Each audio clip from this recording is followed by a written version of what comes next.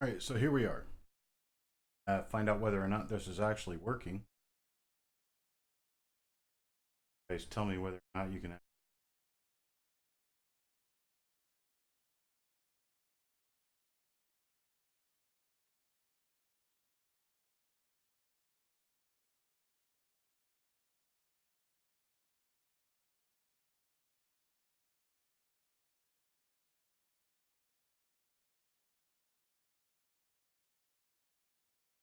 Bill says he can see me, right?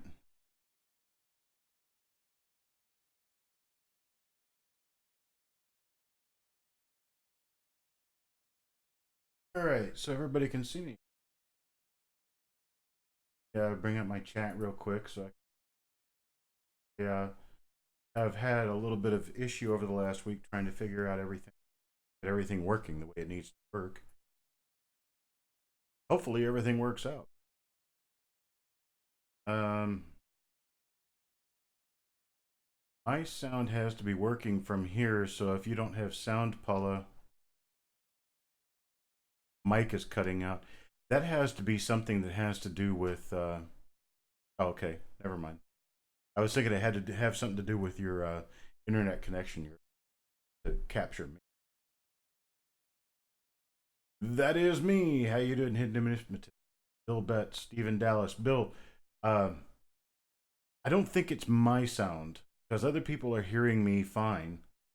I'm thinking it has to be your connection to the internet or something that's going on in your computer, fortunately.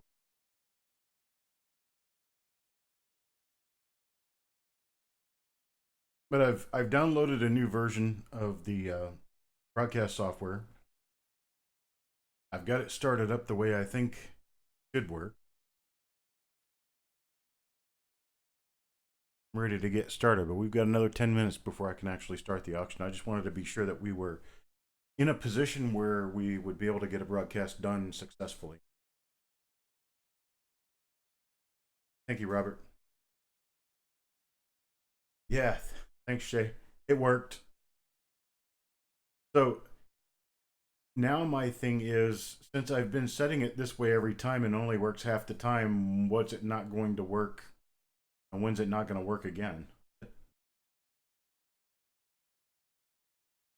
Got a really cool book today in the mail. Possibly got it from me, I would think. So here's a couple of changes, a couple of things that are going on that are a little bit different from what you may have seen in the past. The first difference that we have today is that I can no longer do a straight across $4 shipping charge.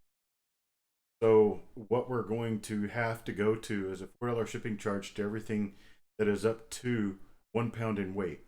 Beyond 1 pound in weight, it's going to have to go at $8 for the small flat rate box. That would be 3 rolls or more, or anything that would equal the weight of 3 rolls, 3 rolls of pennies or more.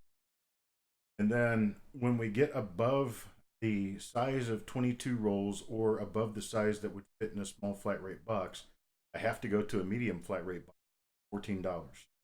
I can't really change that. Basically, what the post office charges me plus my material cost of stuffing. Um, Additionally, I cannot send overseas. I can't send to foreign countries. Reason for that is pretty simple. It's because I don't want the hassle, trouble, and effort of having to attempt to get things through customs or past customs, the customs forms. I can't buy the postage online, so I have to wait in line at the post office, and there's just a lot of problems. Um, Another thing is the the roll program, the calling it OBW roll reveal, and you can purchase those slots right now for a couple of the rolls that I've got coming up after the 15th of July. We're on lincolncent.com. There's actually a category for OBW roll reveal. You can go into that category. Right now, there's only 2 items in there, and you can purchase coins through that. You can purchase the coins in there. Um, The the limits that I set in the items is just so that everyone can participate. You're not going to be held to those limits if you attempt to buy more than your limit, but I will refund your purchase and cancel your order if you do too many. Um, Trying to make this fair to everyone so everyone can get involved. The other part to it though is that um, I don't have a way for the program to be able to show you how many slots are left, how many slots remain. So when you buy your limit, it'll tell you if you can do that. And if you can't, it'll tell you how many do remain. So if the limit's 5 and you try to buy 5 and it comes back and says I only have 3 left, means you're going to get the last 3 in the roll. You're not going to see a limit until you try to order too many. So the next thing is how the slots are assigned. At current, the slots for the for the prior roll that I did, I let you buy slots by number. That was too complicated, and that put a lot of people out that didn't want a random slot or didn't want a different slot or whatever. We're going to do it randomly, and that's the only way that we can do it fairly. So the say that there's a 50 coin roll. The 50 coins go into a system where I can randomize the names for the 50 slots, and then it will spit out whoever gets number one, number two, and number three, and that's the way that works. You don't get specific slot numbers, and whatever coin your name happens to fall on is the coin that you're going to get out of the roll. Nobody knows, including me, what's in that roll prior to it being opened. So I have no idea whether the coin that you're going to get or we're going to get are any different than the ones that you end up with when you the drawing is made. So, for instance, if you purchase uh, coin number 3, uh, there would be no telling whether or not that coin would be better, worse, or the same than coin number 16, which you end up with by the roll of the guess and the uh, random nature of choosing slots and assigning slots to you. So there's not really any point trying to purchase slots based on the numbered coin that comes out of the roll. They're just going to come out, and that's how they're going.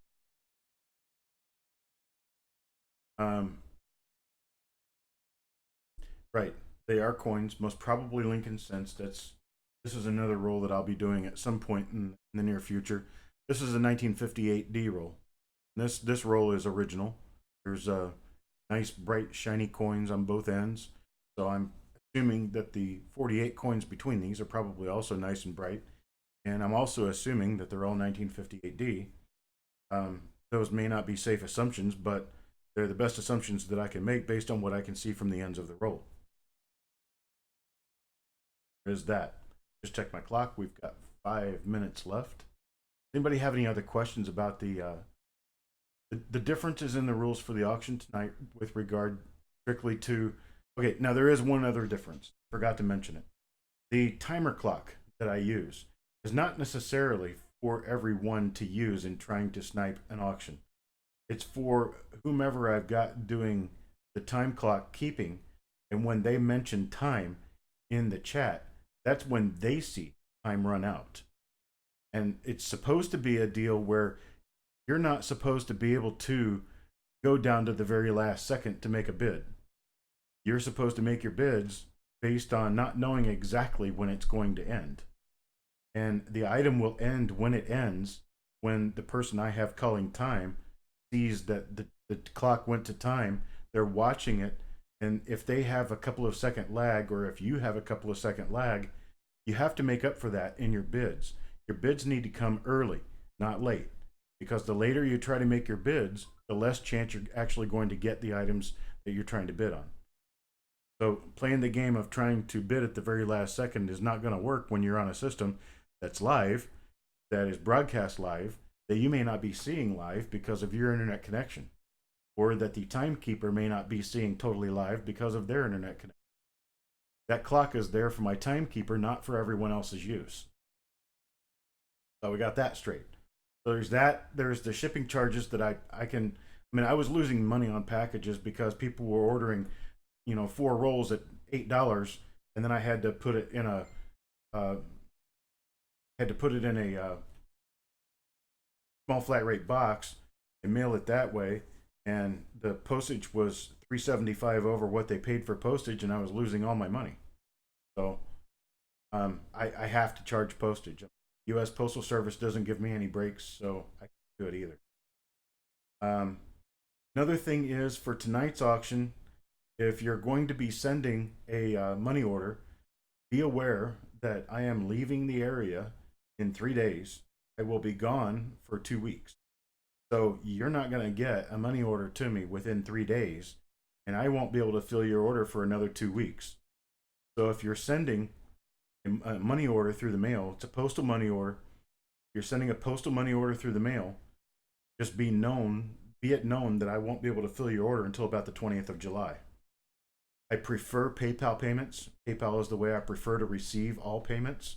However, don't have PayPal or don't want to use PayPal, I welcome you to use a postal money order. However, I'm not going to be able to fill your order until about the 20th of July.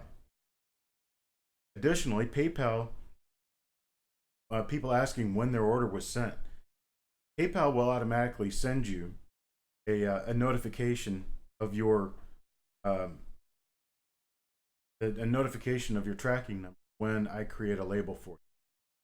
So that's one way of knowing when I've sent your item. If you don't receive an item that you've ordered from me within what you believe to be a reasonable amount of time, please send me an email. My email address is ed@coppercoins.com. Send me an email and I will be able to tell you whether or not I've shipped your item. I'm only human. I've got a lot of stuff going on. So there could be a chance that I could have let one or two slip through the cracks here and there. But if you let me know, and you let me know you haven't received an item that you had expected to receive, then I'll make sure I take care of you. I'm not here to take people's money and not give them what they've ordered. So just contact me, give me a chance to make it right, and I will. And that again, for a warning, I can only fill orders or make reparations on orders or give refunds or anything to that effect up until Friday this week. After Friday this week, I'm going to be gone for 2 weeks. And so I will take care of you when I get back, but I won't be able to take care of you while I'm gone. With that being known, it's almost time to start. I see Rudy Alfaro. He did okay. Dark Green. Robert. I don't see Bingo Brian. Bill Betts, Hidden Numismatist. Paula Bloom. John Claggett. M. Silver. I hope everyone can hear me. I hope everyone's got everything going. Bill, if I send you an item through PayPal, there's no reason why it should not give you the tracking number. So if you don't have a tracking number on a package that you think should have been sent or on an invoice that you've paid, then let me know because I may not have sent the package. As of yesterday afternoon, I had sent everything that I think I'm supposed to be sending. And that may not necessarily be the case. So you let me know and I'll do some research and find out. Keith Taylor's here. Coin Junkie's here. Hi, folks. And Brady. Nathaniel Dixon.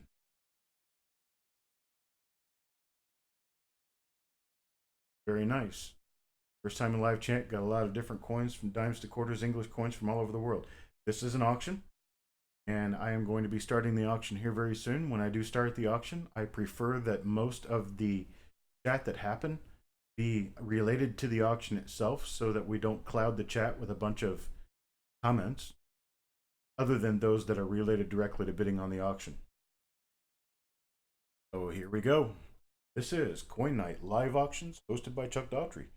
And we have our lovely assistant, Charlie's moderators of Brady Douglas, Jessica Johnson, and Amber Panel is running late today. We'll be on a little bit later on. Until then, I would like to ask that Brady call time and Jessica Penny Parent will go ahead and take care of the sheets and taking care of who has bid on what and for how much. And with that knowledge, what's going on now, I will go ahead and go to the first auction lot. The first auction lot for tonight is lot number 191. The continuous auction. I started at lot number 1. This is lot number 191. This is a 2009 Lincoln Cent Bicentennial Bronze Cent proof set of 4 coins. It is as issued by the mint. Now, these are bronze, they're not zinc. That's one of the main differences of the coins that were issued in these sets. And I'm going to start these at $8.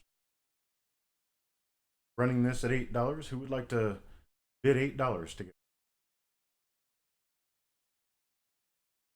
lot number 191?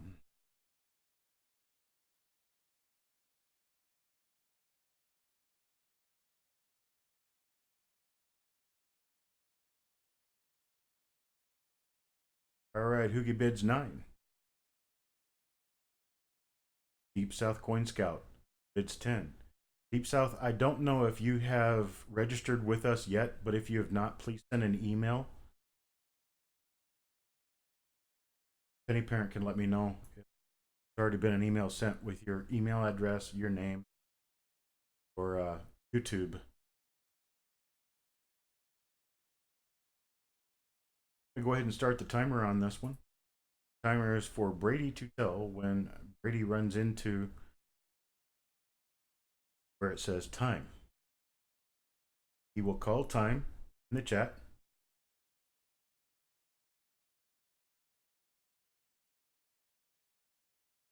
This is a nice set from the mint. These are not clouded coins. They have been stored very well since they were brand new. Deep South, you can send to payments at coppercoins.com or coppercoinspayments at gmail.com. Just use the Gmail address that Penny Parent just posted. You send your real name, your email address to that email. And of course, you need to be able to cross you back to who you are here. So put Deep South Coin Scout. And we should be getting close to time.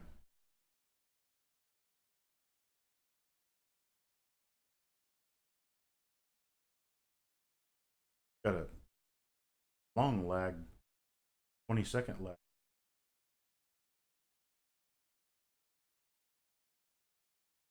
I tell you what, let's just let the timer run down. I got a high bid right now of $12. I noticed a couple of other people left at 11, 10. How about if I do $10? If I do $10 to anybody who wants to bin one, you can only bin one per person. If you want to bin one now, you can bin it for $10. Put bin, and we'll see your name come up with bin. I've got 6 of these. Whoever wants one at $10, I would assume Heath does, and I would assume that Wild Bill does $10 because they both bid higher.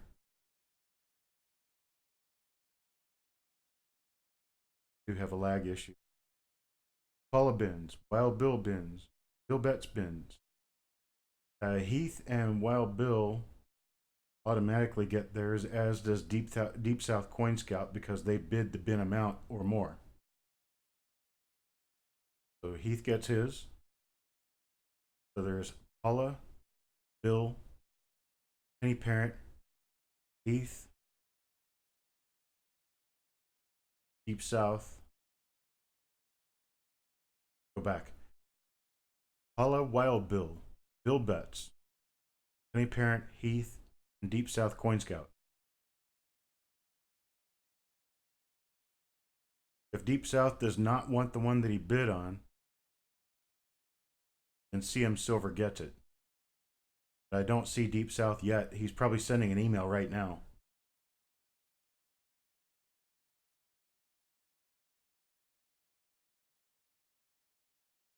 I do only have 6 of them. I just checked.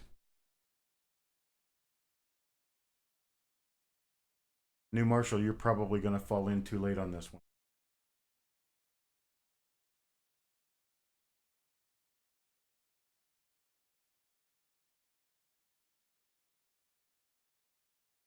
One of the reasons we've probably got a lagging issue is because I have put a new version of OBS Studio on my computer, and it does behave a little bit differently than the other version that I had before. So there could be some more setting issues that I needed to apologize for whatever lag there may be.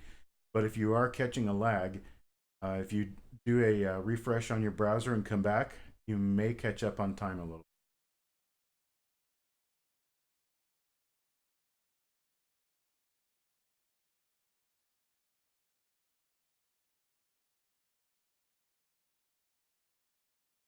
Okay, for now, I'm going to assume that Deep South Coin Scout wants the one that he bid on at $10 because that's what the bin amount is, $10.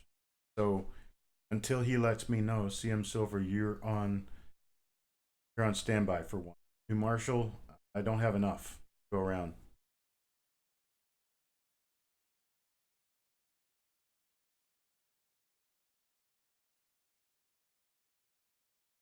All right, let me move on to the next item. This is a roll of 50 coins, 1909 VDB. 50 coins, 1909 VDB. Coins are fine or better in condition for the most part. There might be a few VGs in there, but there's also some very fines and above in there. I start this at $140 for the roll. It's less than $3 a coin.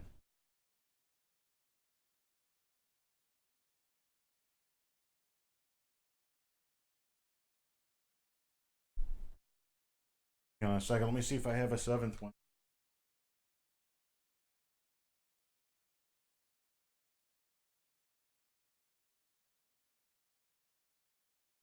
No, I don't. The seventh one listed on the sheet is a mistake.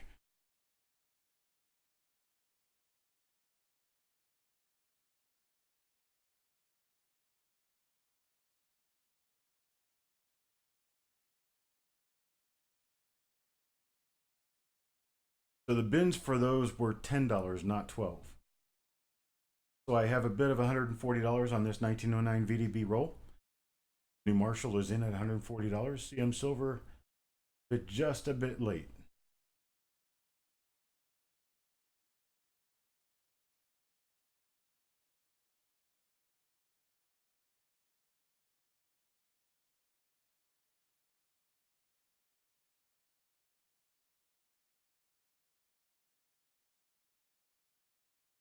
Marshall bids 140 on this. I'm going to go ahead and start the clock and give you guys one more minute to fight over this.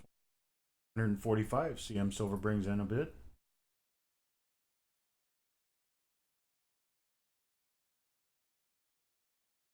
I do only have one of these rolls. You get your bids in.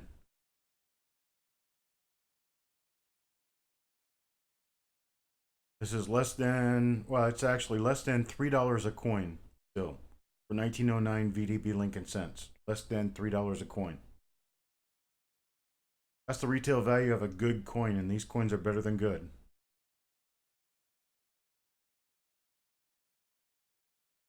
Just letting you know.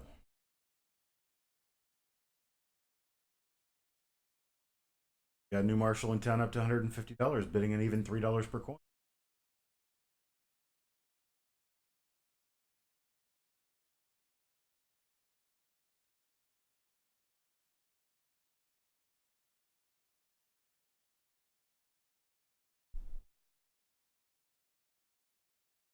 Penny Parent, to be completely fair, that would be CM Silver would get it because he wrote bin before New Marshall did. New Marshall's at $160 on this one.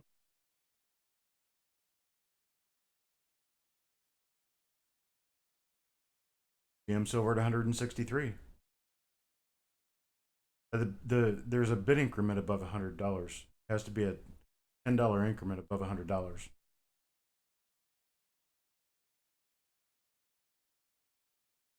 New Marshall at 170.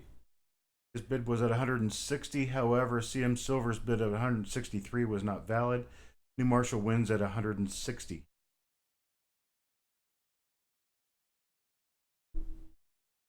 Okay. Time was called. New Marshall's last valid bid was 160.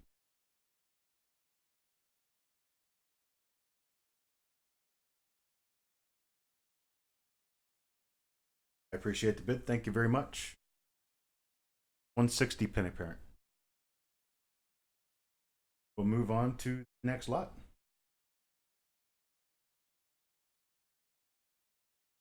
This is a 1930 roll of 50 coins in fine to very fine or better condition. There are some nicer coins in here. This is the same as my better than average rolls, except this one's been in a box for a while and has an old label on it. This one starts at $21. $21, you're going to turn out with some nice coins at a relatively inexpensive price. These are 1930 Philadelphia. Every coin in the roll is 1930p.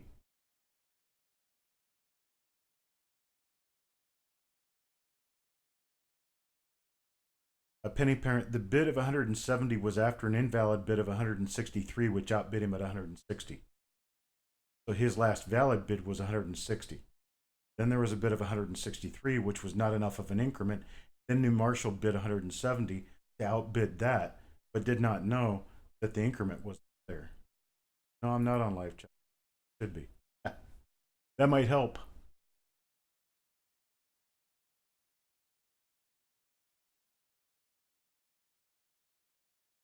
Okay, I'll let you guys handle it.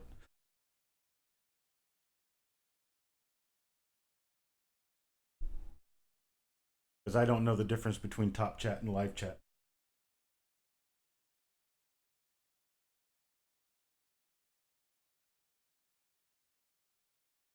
This 1930 roll, lot number 193. I'm on live chat now. Starting the bidding at $21 on this, that's 42 cents a coin. At 42 cents a coin, they're talking about a retail value. Coins that would be in the retail value at 42 cents a coin would run below very fine. Tell you what, let's move this down. For the sake of argument, let's move this down. For the flipping too many windows over. Okay. Let's do this one at $18. Let's start this at $18. Lot number 193 starts at $18. Anybody like to start the bidding at $18 on this 1930 Philadelphia roll? All 1930 Lincoln cents, all 50 of them.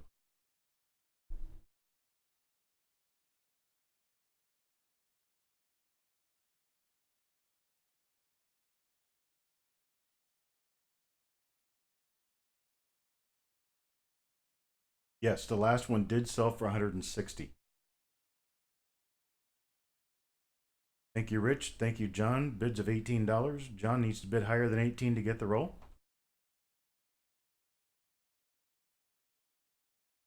I'll go ahead and start the timer. Give you guys a minute to decide. CM Silver at $19.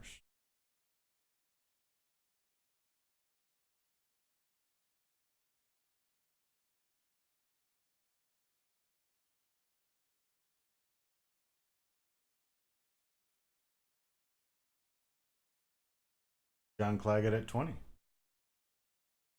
Looks like things are beginning to work normally again.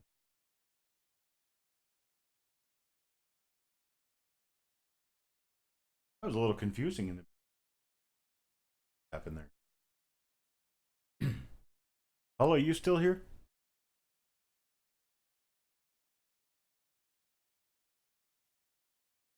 So we've got less than 30 seconds left on this one.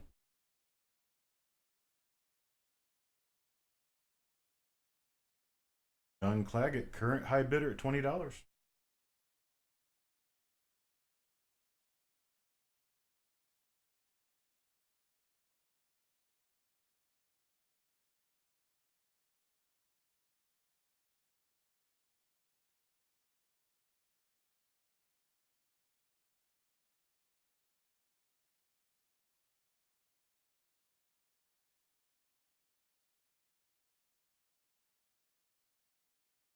Hello, Starbuck Jeff and Coins.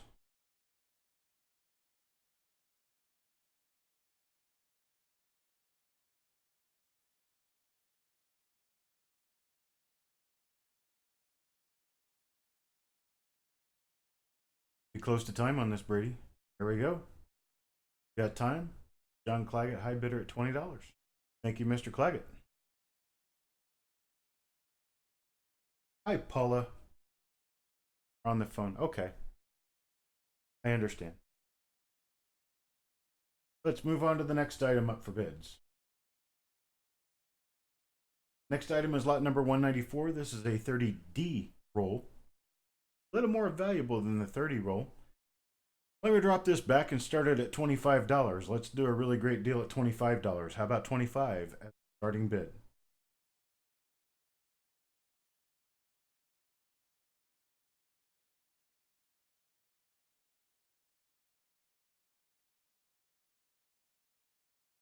If you like to start this one at $25, I'll give it another few seconds for everybody to get started.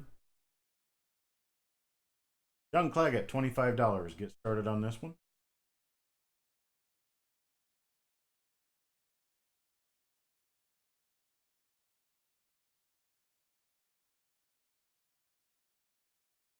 Bill, if you ordered a book, it came separately. So you would have two tracking numbers. One a medium mail and the other one would be priority mail.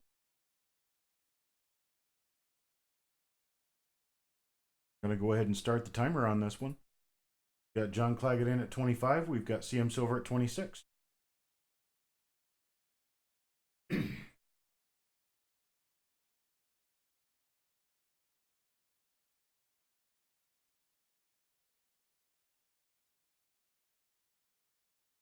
In Dallas bids 27.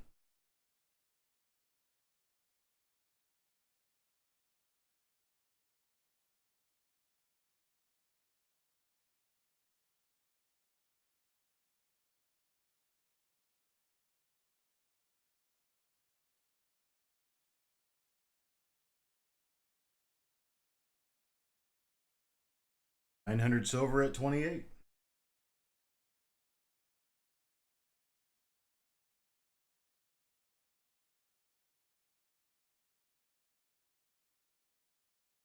Robert Gravitt, please send me an email, cd@coppercoins.com, and I will discuss it with you.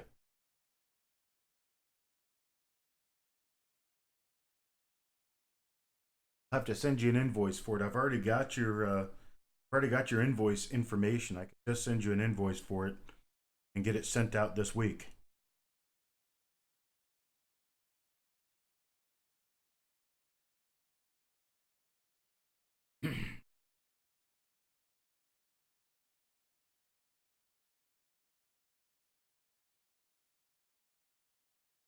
Started to run close on time. Got CM Silver at 28. Current bid. Brady calls time.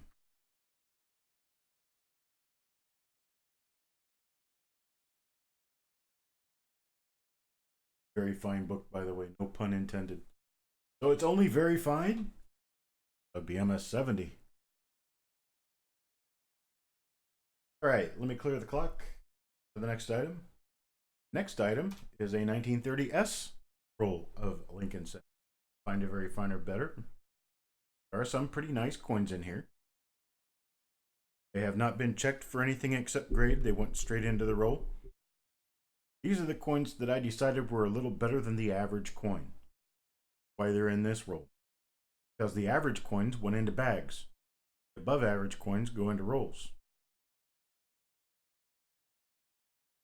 Reason for these rules was generally so that I would have some coins to pull out to be able to help people fill penny folders or albums or whatever they've got.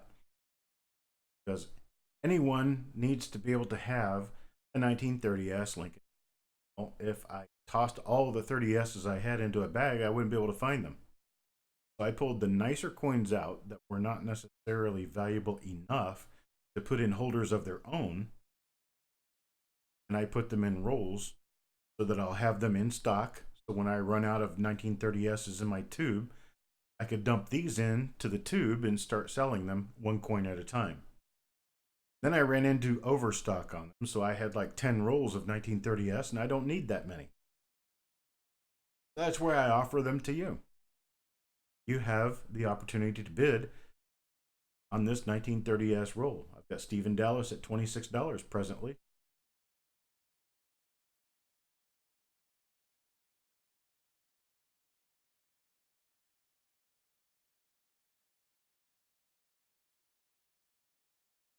Go ahead and start the clock on this one.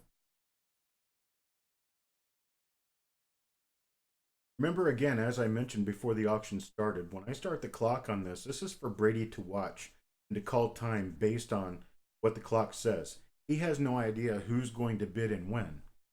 I have no idea who's going to bid and when. All I can do is start the clock, and all Brady can do is say when the clock runs out. When Brady says the clock runs out, we don't accept bids after that moment. Now, what you're showing for what the clock says could be before or after. I'm almost a 30-second lag between what I see, what YouTube is broadcasting to you. So this isn't necessarily a clock for you guys to be using to do your bidding. More a clock to be using for Brady to figure out when to end this particular item. Same thing as a countdown on the item, except this is definite timing. And a bid's 27 on this one. Thank you.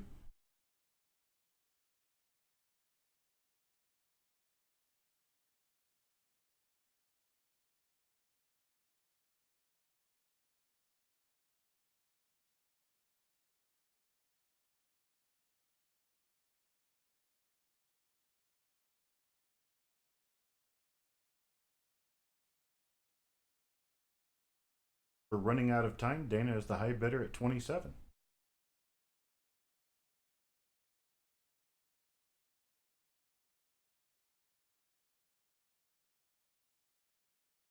We have time, and Dana does win the lot at $27. Thank you very much. Move us on to the next lot. Here we go, an original bank wrapped roll of 1974D Lincoln Memorial Cent. This is an original bank wrapped roll. It was wrapped in 1974. I have no idea what condition the coins are inside, although ones on the ends are pretty nice Choice BU coins. Start this at $2. Very often you can find an original bank wrapped roll at $2.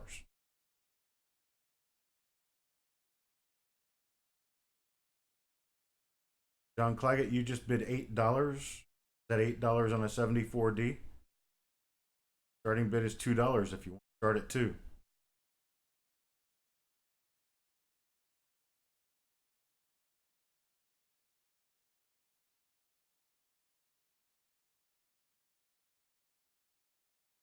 We have what appears to be a current bid of $8. John Claggett. Okay.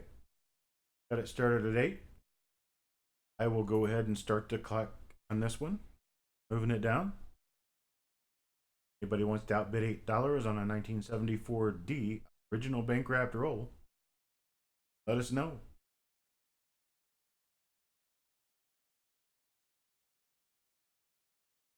This is lot number 196.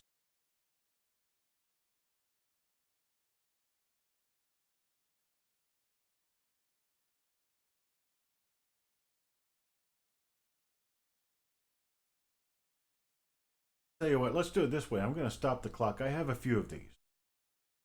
I'll go ahead and stop the clock where it is. I'll knock it back to $4.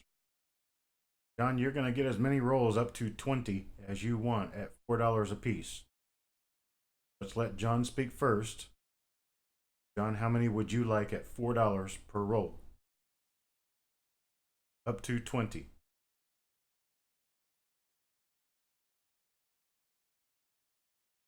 You spoke up first, you get first pick.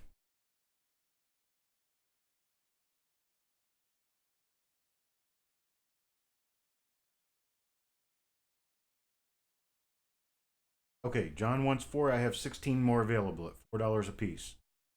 Anybody else bin with a quantity? Write bin and then a number you want. John Claggett wants 4. Rudy Alfaro wants 2.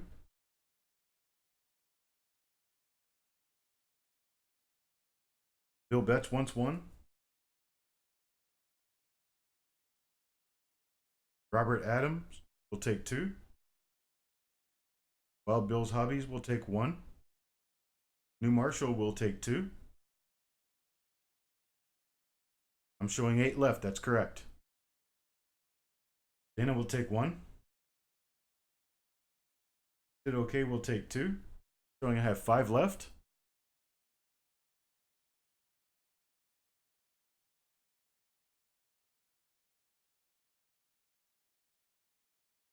Any other takers out there? I have 5 left.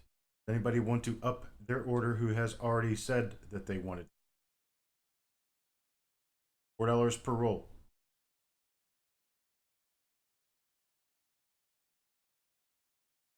$900 silver will take 1 roll. Thank you, John. I appreciate everything. Got 4 rolls left. 4 rolls left. $4 a roll.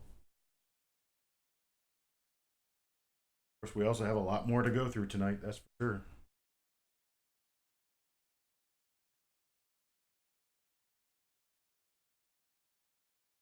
I'll give you guys just a few more seconds for now, but remember I have 4 rolls left. If you come to us at the end of the auction, we can add you in and get more for you, or get 1 or more for you.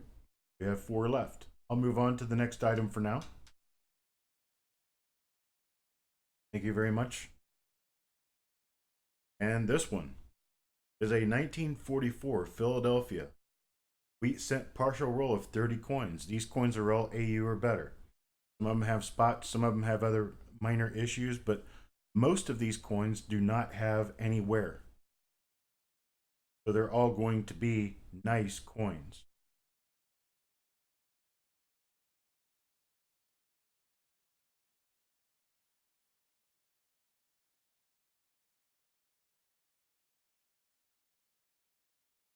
If I bring out my handy dandy calculator, I can't remember exactly what price these. I'll tell you in just a moment. 40 cents a coin. What I've got these priced at. Uncirculated 1944 Lincoln cents worth $1. We're talking about probably really close to $25 worth of coins here. But I tell you what I'll do. I'll knock us down to $10 for a starting bid. Who wants to start this guy at $10? $10 to get him to you for 30 cents a coin.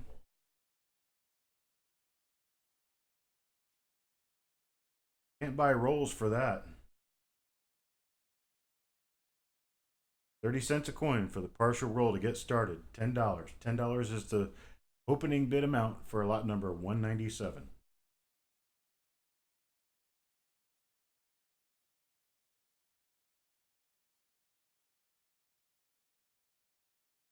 We have a bid by Paul at $10. Thank you very much.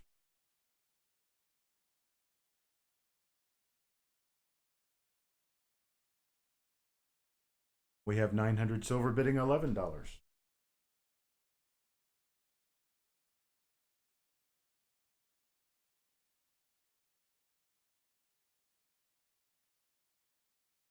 ahead and start the clock on this one. Give us 1 minute to finish this auction lot out. Move on to the next.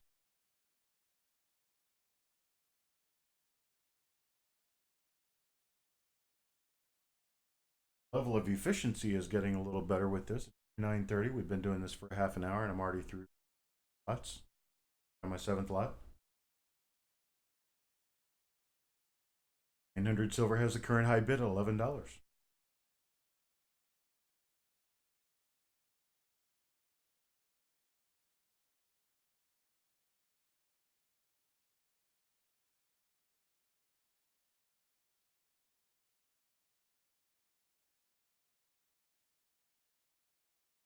Don't forget, folks, that there's plenty of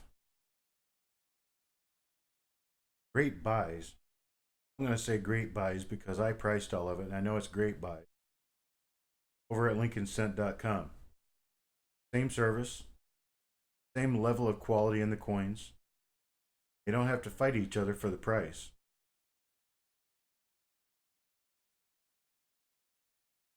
All you have to do is go to lincolncent.com, pick out what you want. Ordering is simple and easy through PayPal. If you don't have PayPal, send me an email, let me know what you'd like, and we'll work on it.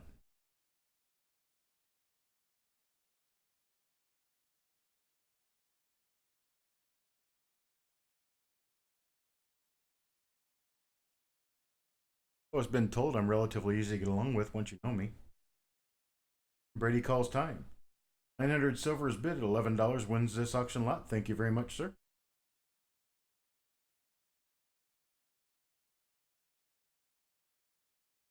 Got to move on to the next item.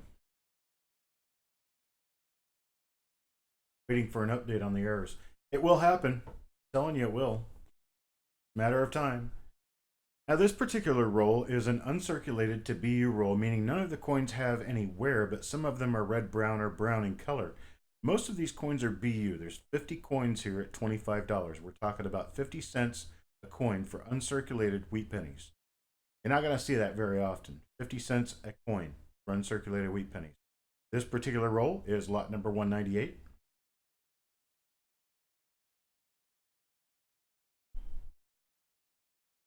Start this one off at $25.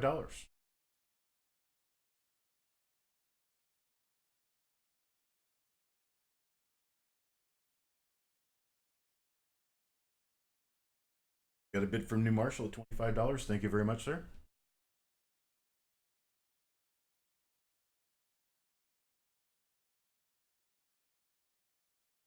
Is this lot 199? I thought it was lot 198. I could be off. New Marshall has a bid of $25 on this lot.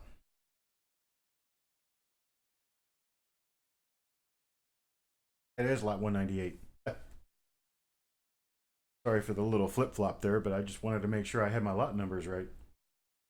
These are not all different dates and mint marks. They are mixed. They go from pretty much the early 40s through 1958. They're going to be a quantity of 1950s in this. I'm not going to lie to you, but they are uncirculated coins. Some of these are very nice uncirculated. Although it's not all 1957 and 58. I saw 1950S, 1948D. I saw a bunch of other ones that were some of the better issue coins. You'd be able to put together a pretty decent share of a Dansko page on this. And in this day and age, when people are charging $2 to $3 for uncirculated wheat cents for the common dates, you're going to get them for 50 cents a piece here. New Marshall in town bids 27. Go ahead and get the clock started on this one.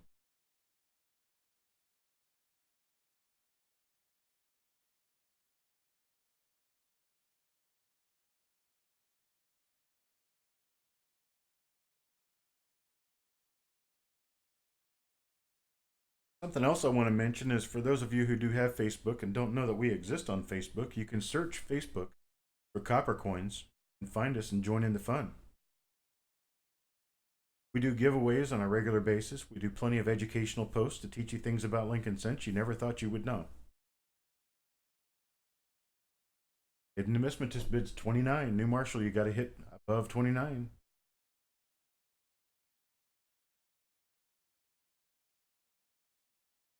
$900 silver bids 30.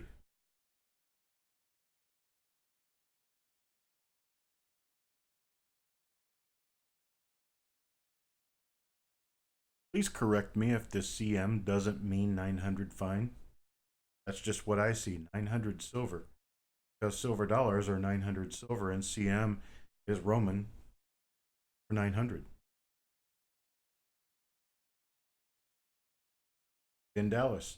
Not Dallas, Texas, but Dallas, Oregon. It's $31.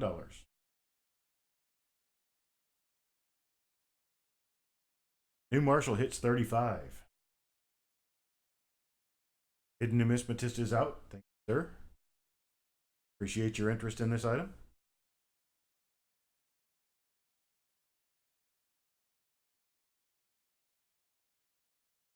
And Brady calls time, where New Marshall has a bid of $35 on that. CM is your initials. Well, isn't it really strange how CM is 900 And I just kind of made an assumption based on CM being 900.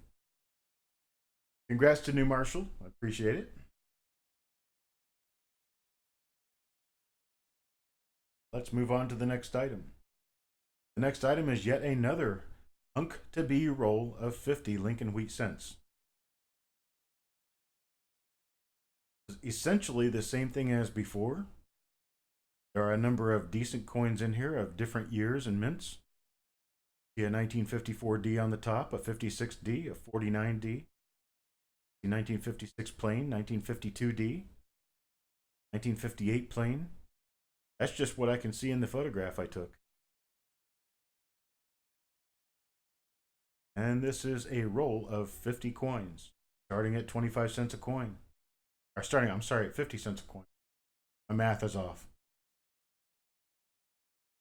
Hello, NS Numismatics. Steven Dallas bids 25 on this to get it started. Hoogie bids 26. Hi, Amber. Amber's been really busy lately. Welcome to the evening. Sit back and enjoy. You can talk with Brady if you want to divvy jobs or anything. Then you can talk to Brady and let you know. Okay, so it's not 900 silver. It is CM silver, but he does have a bid of $27.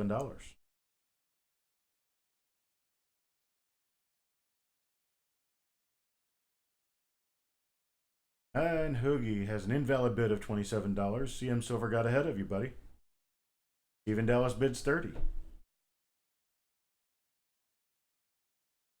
ahead and start the clock on this one.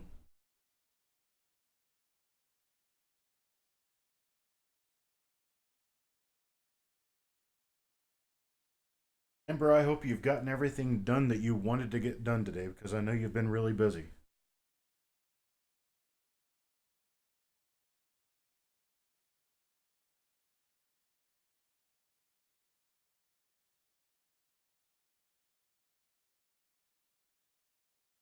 CM silver bids 31.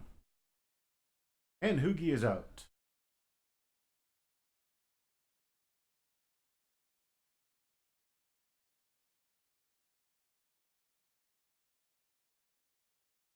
Appreciate your bids, Hoogie.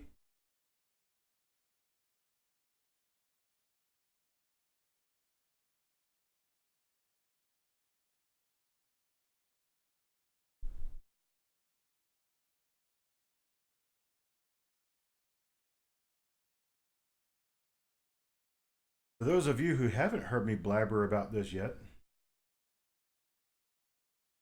got a large roll deal coming in pretty soon. We're going to have more roll auctions. That's for sure.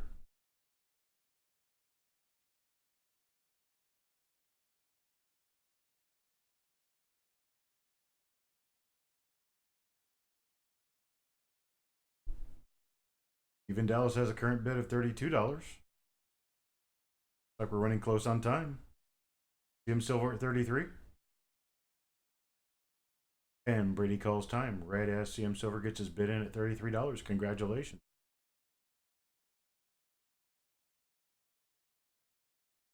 Set the timer and move on to the next item. Thank you for your bids. Here we go back to the better than average rolls. This is a 1934D. We're looking at coins that are very fine or better. Total of 50 coins in the lot. I've got it starting at $29.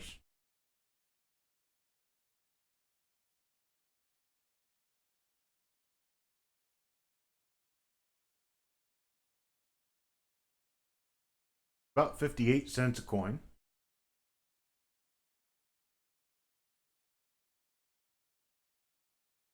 At 58 cents a coin. Back and take a look at the value of this particular. Anything I can do.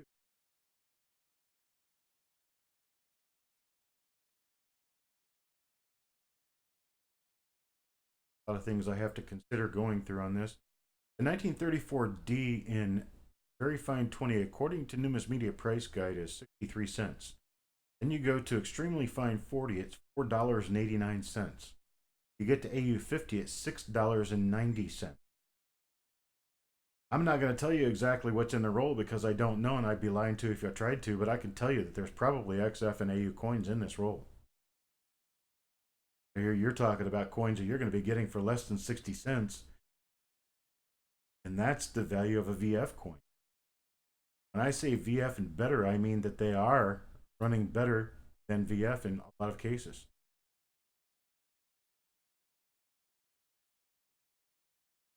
This is lot number 200.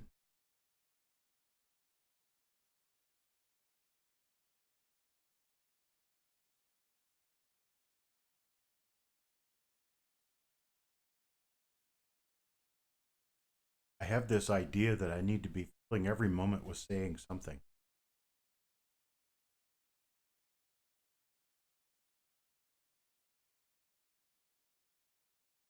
comes from time on the. I'm going to go ahead and start the clock on this. If nobody wants to bid, we'll just shut it down here in a few seconds. I tell you what, let's bring the starting bid down to $25. $25 brings it to 50 cents a coin. Okay, Stephen Dallas will start it at 24. Let's get it started at $24. Stephen Dallas has a bid of $24 and is the high bidder.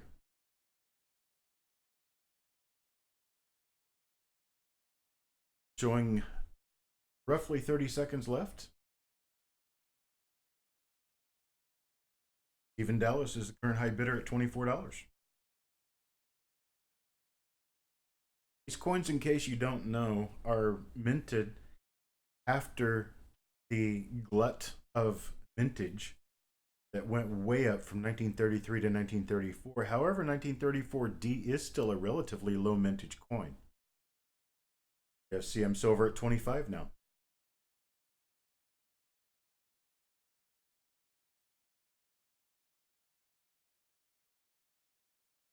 I'm showing a $25 current bid on this. Thanks for getting it started, Steve. And Steve's bid at $26.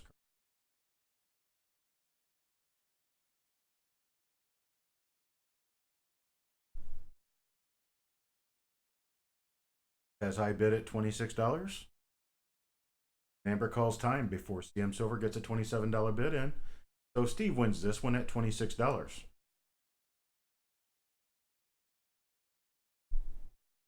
Congratulations and thank you for your bids. Move on to the next item. This is a 1936S roll of very finer, better coins. I've got this one priced to start at $21. For a 1936S, $1 is less than 50 cents a coin. I've got it basically started at retail for very fine. Let's do this. Let's move this down to $19. Let's start this at $19. So we got a 1936S roll starting at $19. Whoever wants to bid on it, $19, get it started.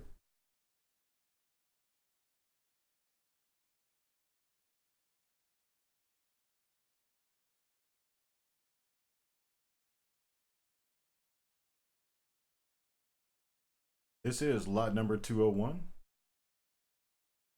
Steve started it at 21 already. I wasn't even watching. It is worth well over $21. This particular roll, I'm going to venture a good guess based on what I generally put in these rolls, because these are generally the coins I want to sell as everyday coins that people can put in their album and be proud of them. So we're going to do Stephen Dallas at $19.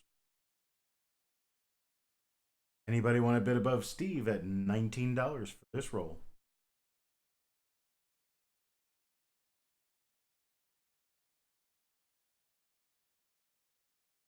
Take a look at where we are regarding value on this 36S.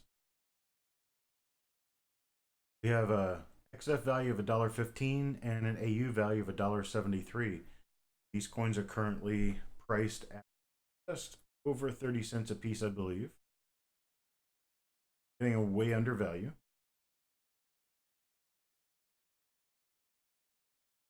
Price at 42 cents.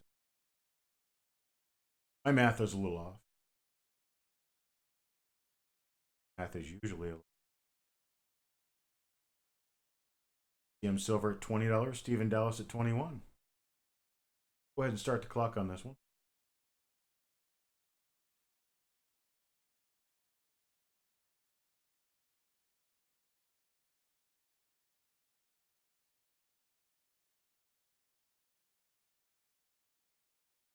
And Dana bids 22, Steve bids 23.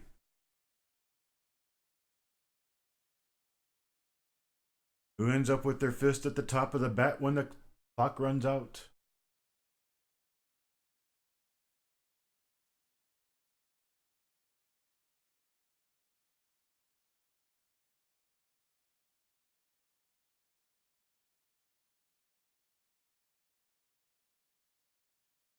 Refresh off and make sure you're in live chat. Thank you very much, Paula.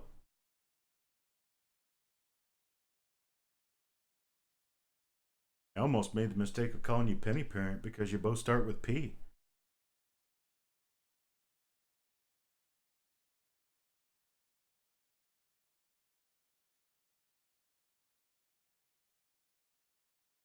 It looks like we're going to run out of time on this one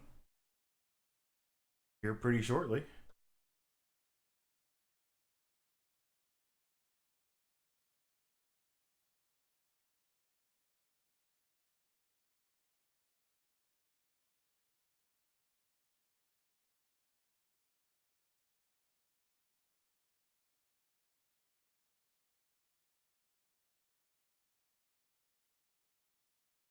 Running the clock low on this one. And Amber calls time.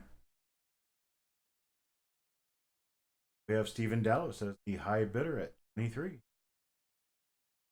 Thank you very much. Moving on to the next item, we have a 1937D roll.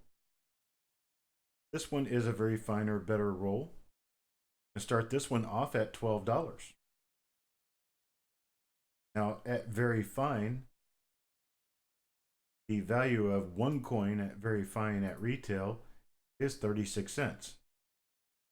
If I were to take 36, call them all very fine coins, we'd have an $18 roll. But since this is very fine or better, the value of an XF coin is 75 and the value of a AU coin $1.38. I would venture to guess that these coins are an average value of probably around 70 cents. Would be about a good average. Be a $35 roll, folks. Starting this one out at $12.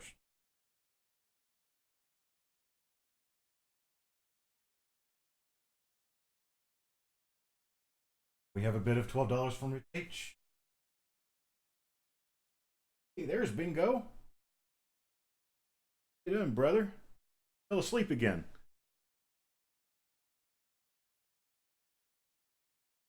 Even Dallas bid 16 to stay ahead of Bingo Brian.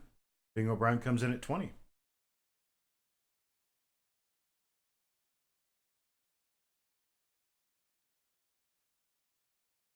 Go ahead and start the clock on this one. Let you guys fight it out for one more minute. Rich H is out. Thank you, sir.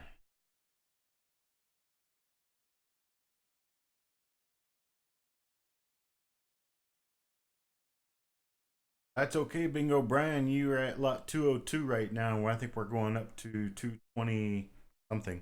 Can't remember. 21, I believe.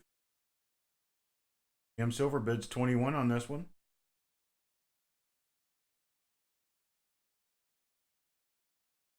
Yeah, Steve wants Brian to go back to sleep.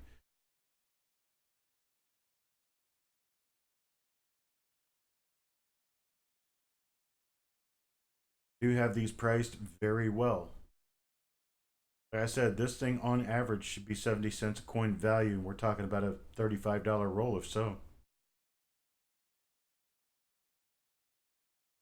Who's Mr. Coconut?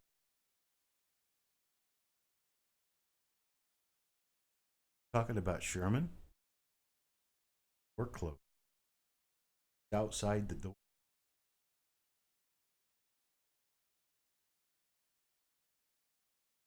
We all love Sherman. Sherman's my favorite boy.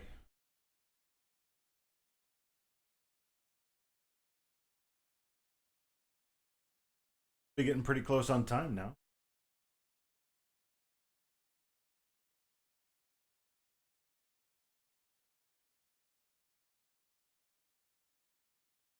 CM Silver at 25 before Amber calls time. Thank you for your bid, sir. Moving on to the next item. We have a 1937S roll, much like the 37D San Francisco minted. 37S, very fine and bet.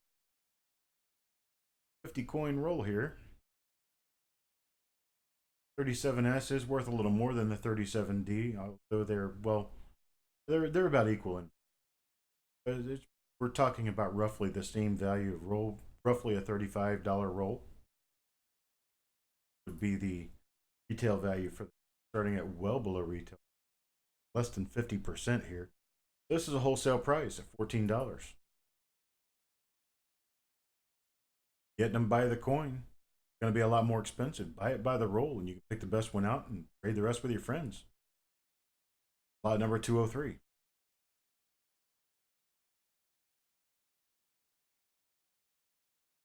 In Dallas bids $14 to get this one started. Yeah, actually, Bingo, you guys are lagging, and it's just the nature of the beast. Um, I'm probably about 20 seconds, 20 to 30 seconds ahead of the chat. So by the time I see your $20 bid right now in the chat, it's already been 20 seconds.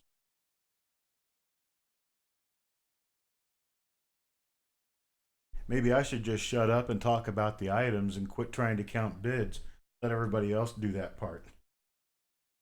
That way I'm not trying to tell you things that have already occurred. I like being in the future, not in the past. I don't think it's your issue, Bingo. I think it's just the nature of the beast with YouTube. I'm going to go ahead and start the clock on this one. Even Dallas currently at $22.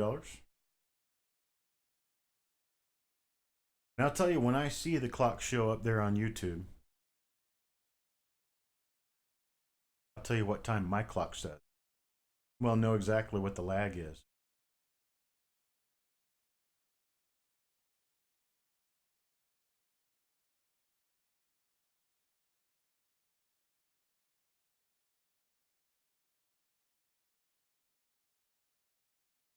All right, I just now saw the clock start, and I was at exactly 30 seconds. So I'm 30 seconds ahead of you guys.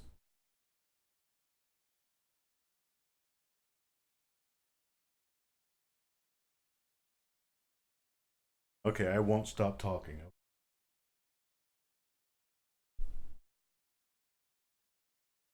We got a lot of better things coming up too. We've got some more original bank wrapped rolls. Got some other nice products coming up.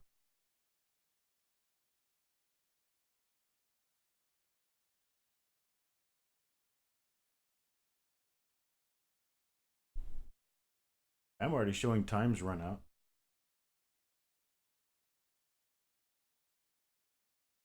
So we got one more roll like this coming up. Appreciate your bids, folks.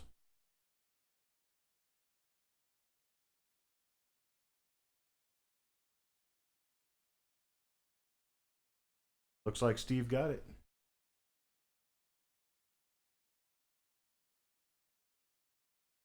Let me move on to the next item. We have our last better than average roll for the evening. It's 1938D. 1938D is a little harder to get than the 1937 issues.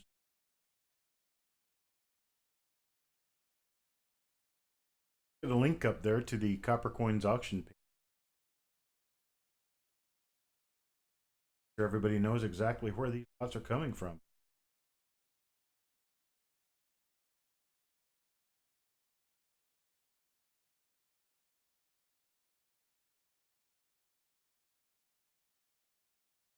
Yeah, sniping unfortunately is not going to work tonight because we've got some lag in the system, and lag that is in the system is probably going to be YouTube.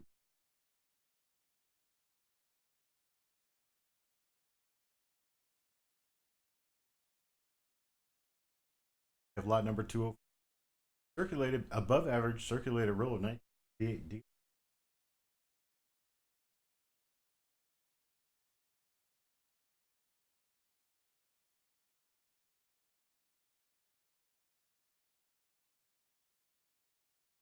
Looking for an opening bid of $21 on this one.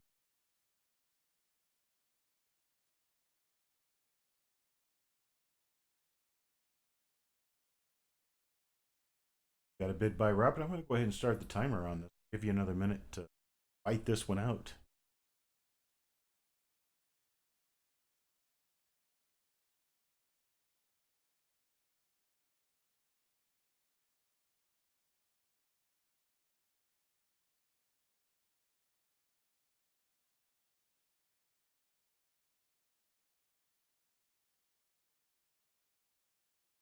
We do have some upcoming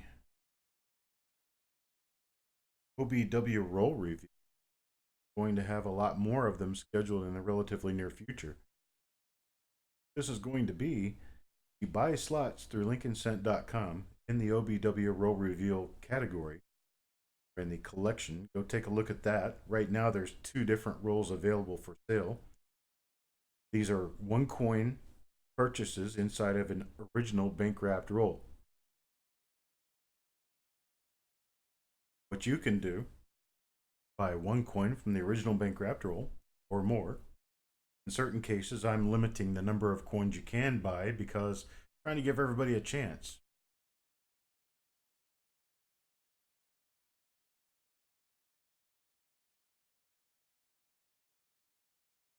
Then when I open the roll, you'll get the coins that come out of the roll, regardless of what they are.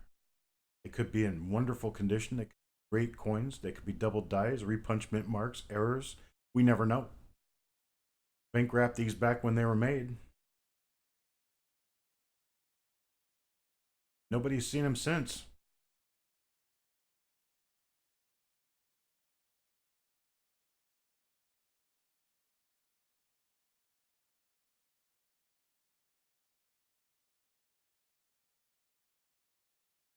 Appreciate the bids. Thank you very much. I'm going to move on to the next item.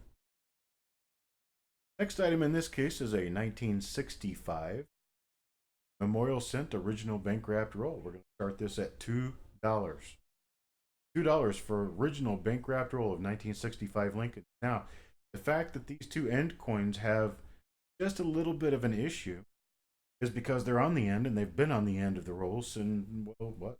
Going on 50 years now. 4 years. 1965 was one of the 3 years that does not have a mint mark.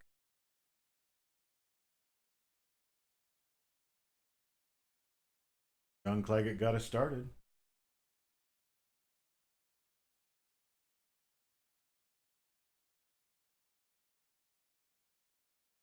I'll go ahead and start the timer up on this one.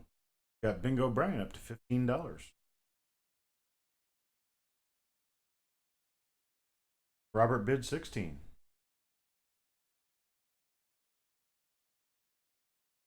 Go can't keep up. What? $24? That's a nice bid.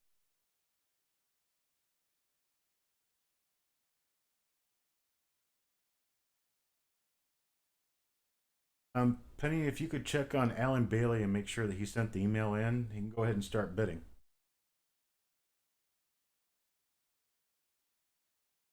And welcome here, Alan.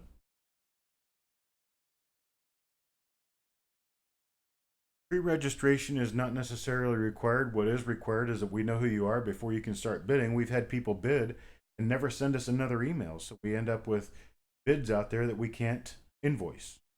We don't know who it was that bid.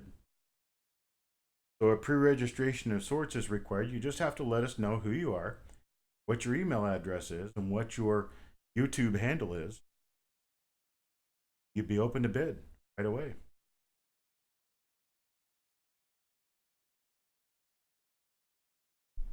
Like I've got time on this. I tell you what I'll do.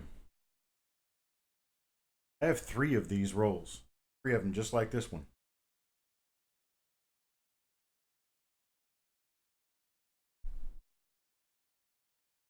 And at the high bid amount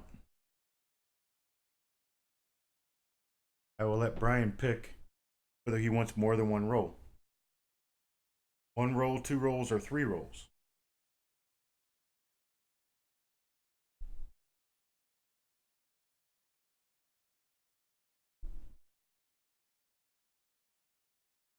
Robert Adams bins one. Robert Adam bin one. I'm repeating myself. Bin one, bin one.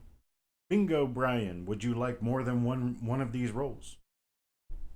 At the high bid amount.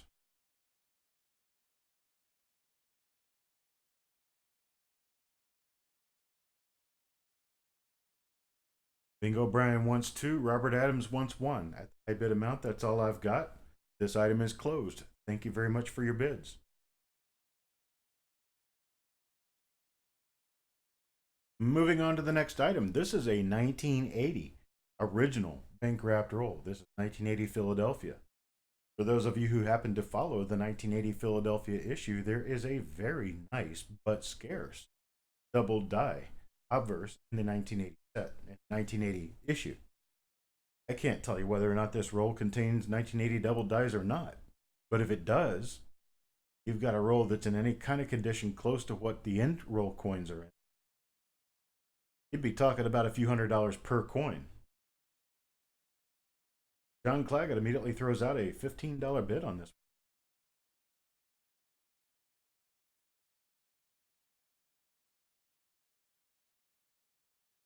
This is lot number 206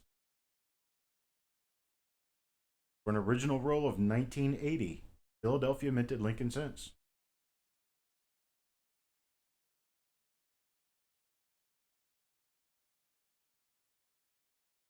$1980 is a really good year for that one double die, but I tell you what, it's a hit or miss.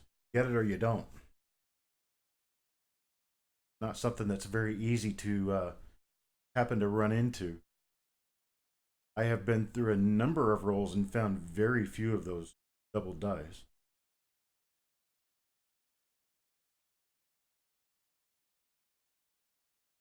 This is original as wrapped.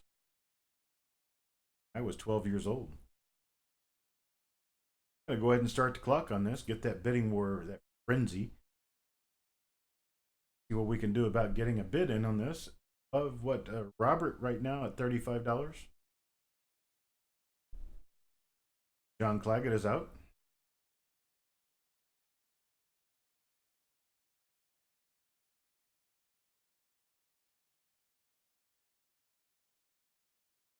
Hello, Anthony.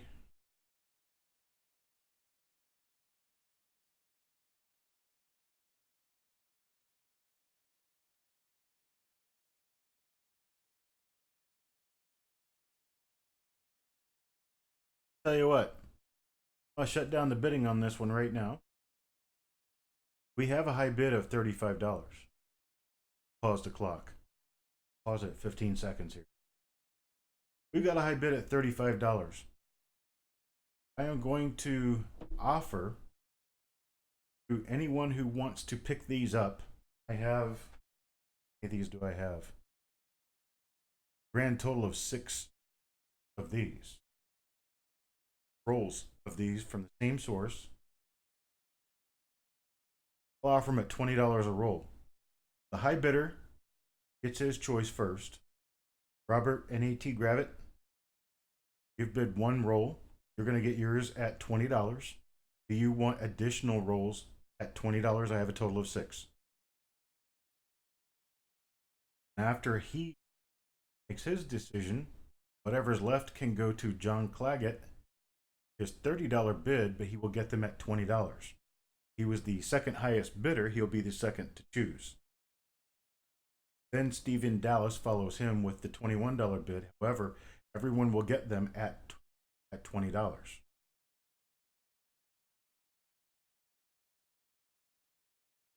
Okay, Robert wants 2. Sorry, Robert Gravitt wants 2. Robert Adams wants 1. I'm looking to see if Steve wants 1. I have 6 accounted for.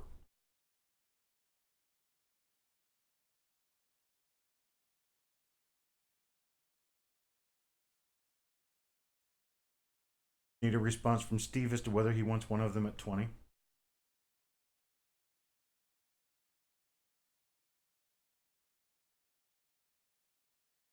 And I'll let you guys take care of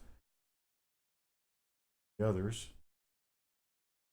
In priority order, it's Robert and A.T. Gravitt, then John Claggett, then Stephen Dallas, then Bingo Bryan,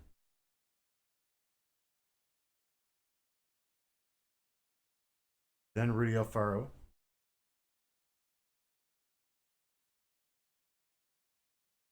oh, sorry, before Bingo would be Robert Adams, then Bingo, then Rudy. Steve will pass. So we have 2 to Robert Gravitt. We have 1 to John Claggett,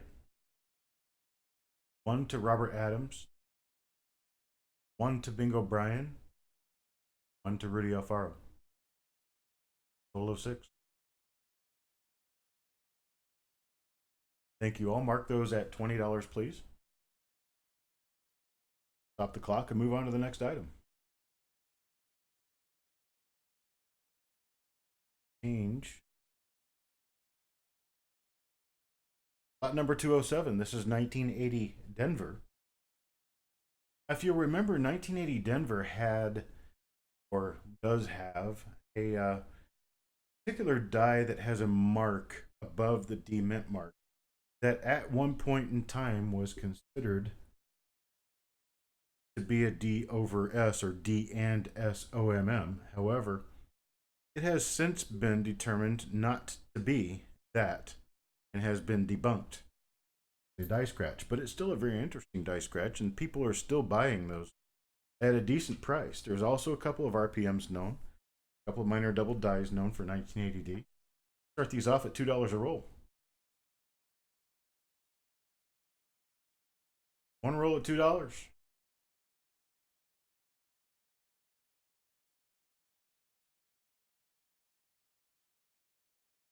And John bids 8.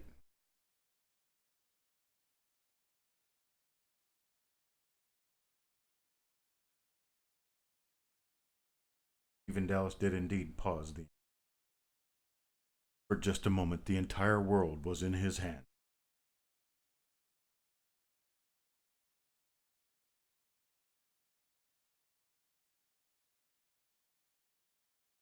This auction is brought to you by Corny Movie Line. Lines that never actually occurred in movies, but it sounds like it.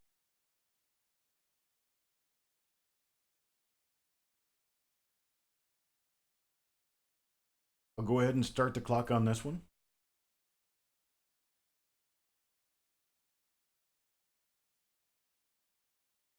Smash that like button. Don't let it get away from you. Also, don't forget to come over to lincolncent.com. Take a look at the inventory we have there. If you don't see what you like, send me an email. I might have some. Also, remember that as of the end of this week, I'll be out for 2 weeks. I'll be out of the office. Will not be responding to most emails. Catch me before the end of the week if you need to say something. Otherwise, I'll be back in a couple of weeks, a couple of tons heavier.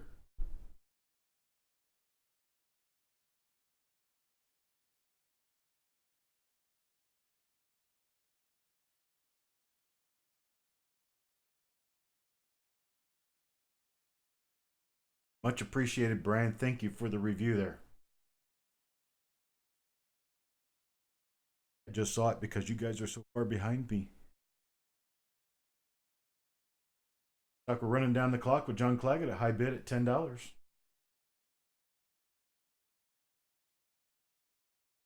That's right. For the next 2 weeks, we are not going to have an auction. This is the last auction for June, and we will not have an auction July 2nd or 9th.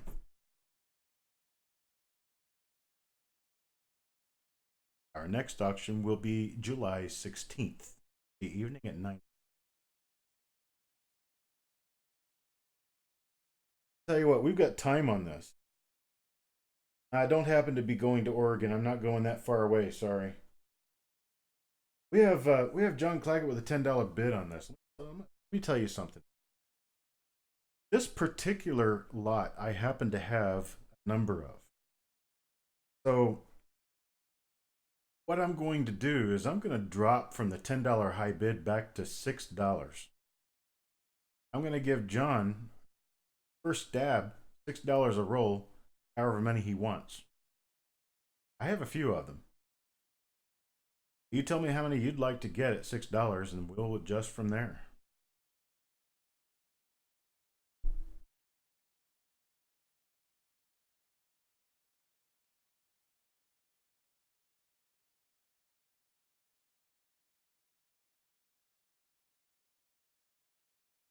Then directly after that, even Dallas, let me know how many you would like at $6.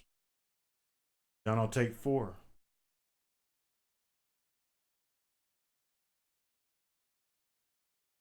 Bingo wants 3, but we have to find out whether Steve wants rolls first. I don't have an endless supply of these.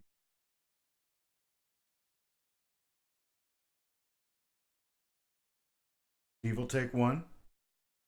Bingo will take 3.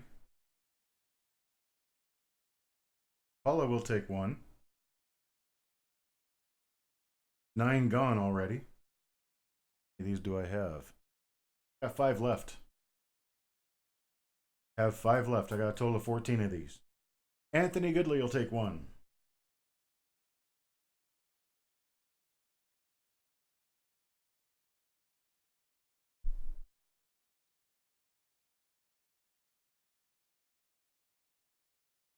I don't even have those coins yet, Bingo.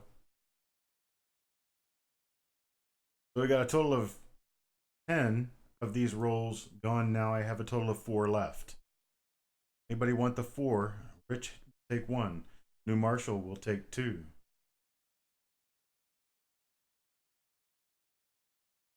I got 1 roll left. Anybody want my final roll? 1980D. $6 a roll. Wild Bill takes 1 at $6. That's all of them. 14 rolls gone. Thank you very much. Block and move on to the.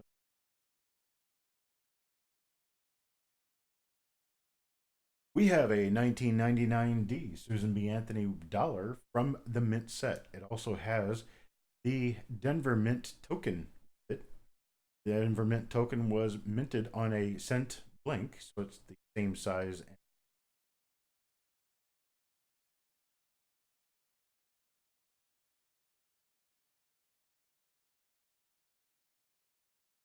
Start this off at $3. This is a 1999D Anthony dollar. These only came in mint sets, folks. You can't just go out and get them, I don't think. I could be wrong about that. At any rate, 1999 is not one of your common dates. Common dates are 79, 80, and 81. They're the only 3 years that these were actually issued for commerce.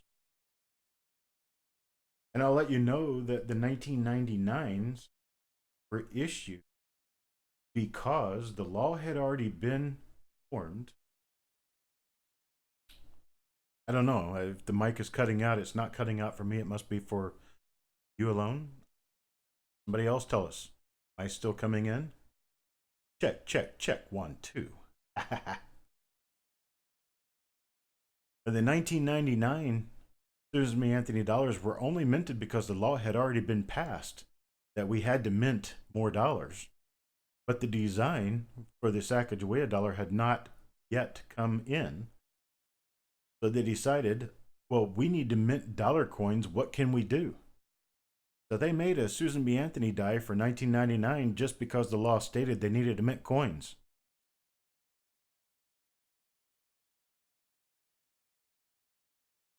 Okay, everybody says I sound good. Coin Junkie a bit choppy. If you reset your browser, you'll probably find that I come in a little bit better.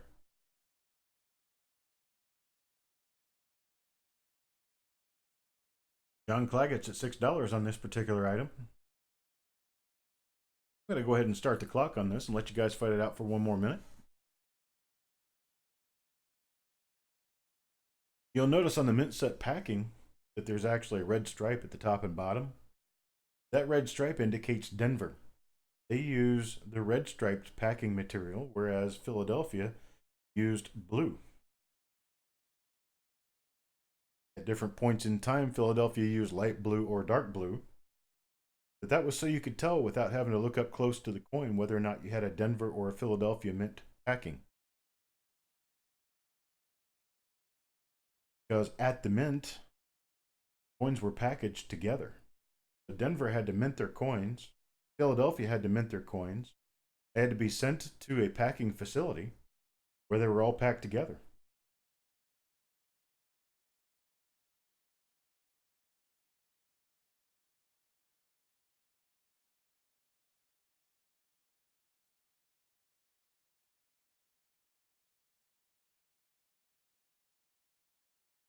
You know, that is probably one thing that we could do as a helper.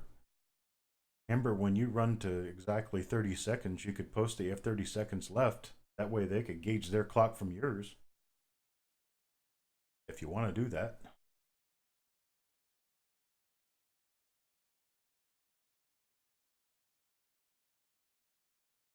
Robert Gravitt has a bid of $13 in, and Amber calls time.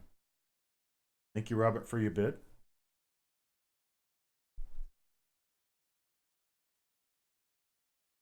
Clear the clock and move us on to the next item, which will be item number 209.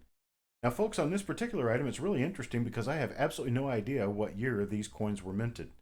This is a Tails roll of 50 Lincoln cents. Notice there's some spotting on one end, but the other end looks fine. And these are wrapped in bicentennial paper, which would indicate possibly 1976. But I have no idea what mint these came from. All I know is that it's a 1976 roll of pennies, possibly. They could be 75s, they could be late wraps, they could be 78, who knows? I'm going to guess, though, that they're mid 70s. They could be from either mint, doesn't make any difference which mint. I don't know what are we bidding on this roll? Lot 209? Is that Bingo Brian at $25 on lot 209? So the paper's had a chance to yellow just a little bit. It probably started out white, red printing. It's a nice looking roll, but we have no idea what date or mint these are. So I just call it the 1976 wrapped roll. Thomas Morawski comes in with a $30 bid.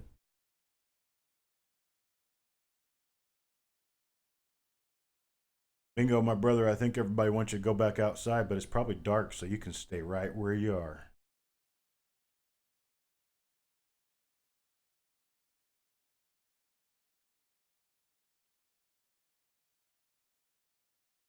Go ahead and start the timer on this one. Let you get one more minute to fight this out.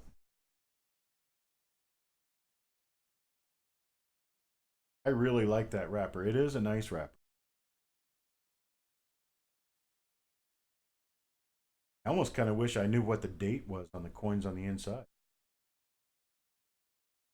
I'm sure that with a lot of real effort, I could figure something out to get closer. But I'm assuming since it's 1976 wrapper, that the coins are probably 1976 or later. However, we also know if you get a 1975 proof set, you're going to get 1976 quarter, half, and dollar. A little bit of a mix up there in how coins were produced for that 1 year. We're at lot 209 right now. We got just a few seconds left.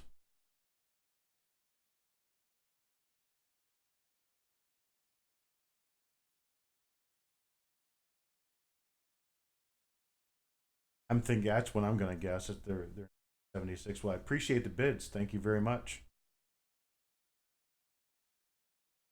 I'll reset the clock and move on to the next item.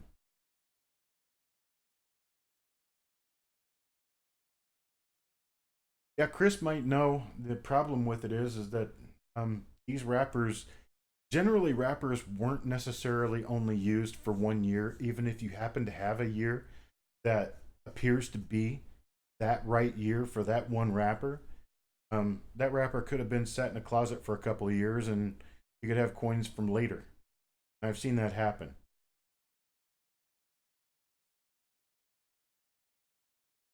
We'll move on to the next item. Now here I've got a 19 or 2000. I'm sorry, not 19. Thinking 1976. We got a 2009 P LP1, which is the log cabin. You can see a picture right there on the roll. It's a mint roll. So it is original bank wrap, but it isn't necessarily a bank roll. It's a mint roll. It's a souvenir roll. Start this at $3. This is a Philadelphia mint of the first design created for 2009. These were initially issued in January 2009.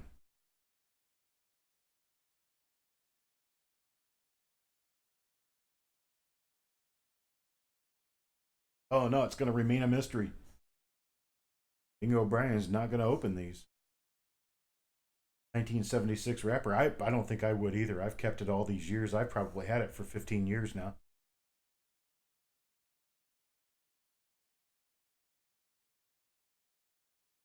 Go ahead and start the clock on this one. I see there's a nice little bidding frenzy going on. We have bingo currently at $12 bid on this one. Now this was called the Lincoln Cent Birthplace coin by the Mint as its normal title that people can read.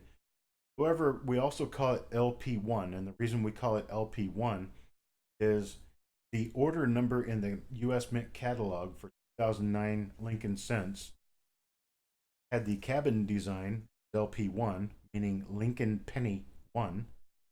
Yes, the Mint calls them pennies too. We have an LP1, an LP2 was the formative years design. LP3 was the state legislature design. The LP4 was the presidential design.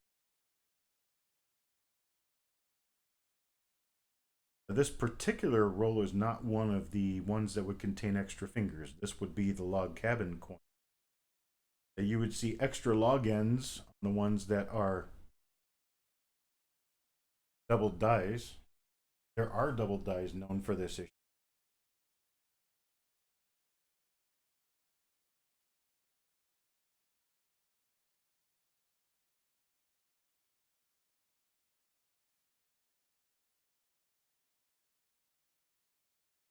There are a number of the DDRs listed for the cabins and for the designs to follow. If you have time on this, I appreciate your bids very much. Skip on to the next item. Congratulations. Now we have a 2009 Denver mint roll. It's the same thing, only this is a Denver mint roll.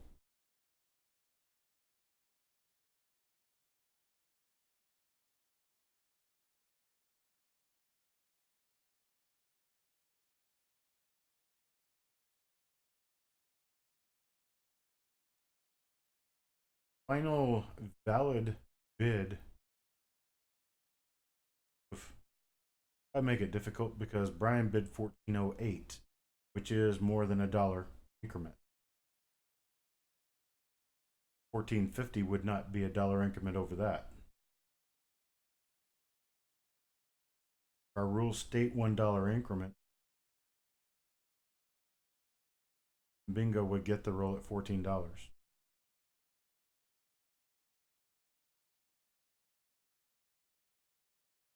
If I happen to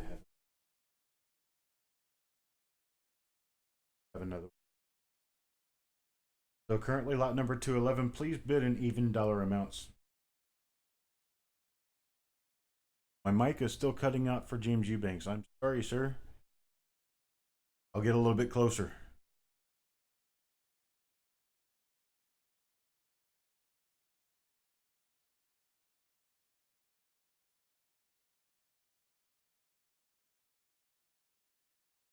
Now this particular roll was initially brought out at Lincoln's birthplace in Indiana.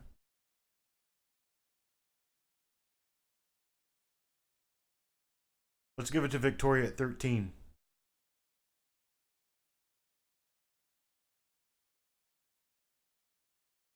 In this particular roll, this D-Mint roll, lot number 211, we have a current bid by Rich at $11.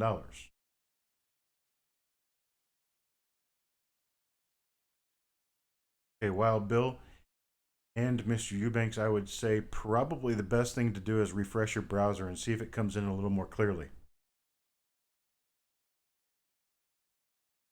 Bingo bids 15 on the D-Mint roll.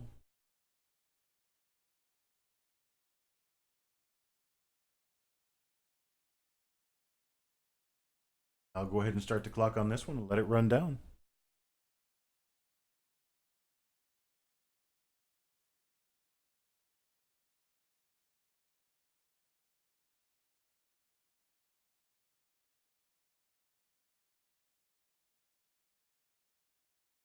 I don't know how you guys are doing for weather, but I can tell you right now it's stifling in Florida.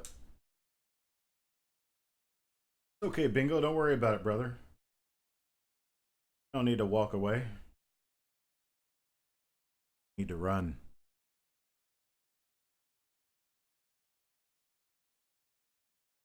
Now the weather here is just atrocious. I think we hit 96 degrees yesterday and we hit 94 today. That wouldn't be so bad if it wasn't extremely humid here too. Our real field temperature has been anywhere between 106 and 110 last few days. It's been horrible.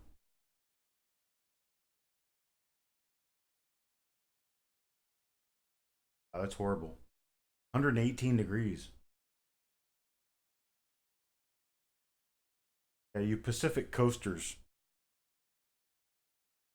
You did have some heavy weather, some really hot stuff come in last week. So, not so bad. Bidding's over for this item. I appreciate it.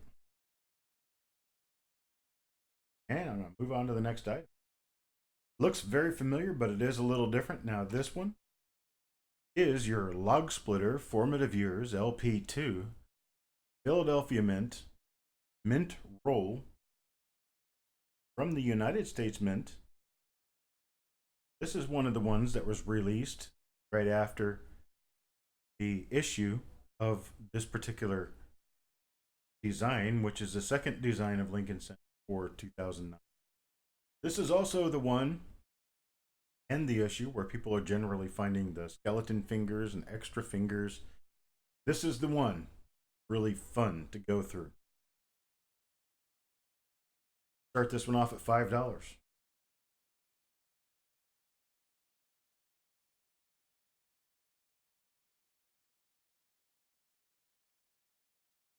Now there's nearly 100 different double dies for 2009 Lincoln Cent reverses. More than half of them for this particular issue. 2009 Philadelphia LP2, which is quote unquote Log Splitter or the formative years.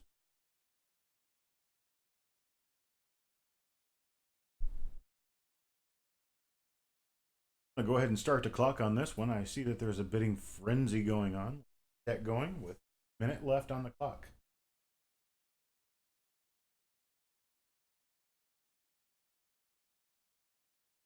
These are mint fresh rolls. No one has seen inside of them. They were machine wrapped at the mint, so nobody has ever seen the coin inside of them.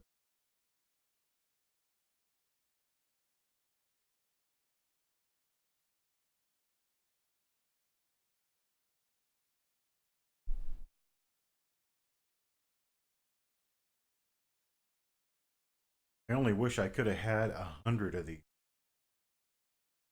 These rolls are really fun to go through. I wish I could spread the word forever.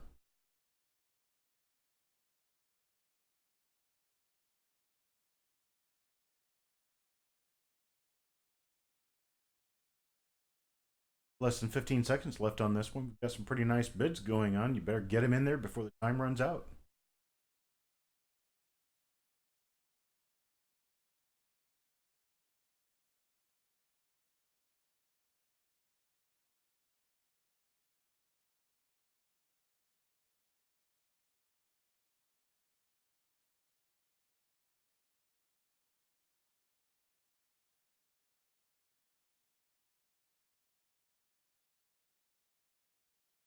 Okay, we've got time, and we've got bidding at $20.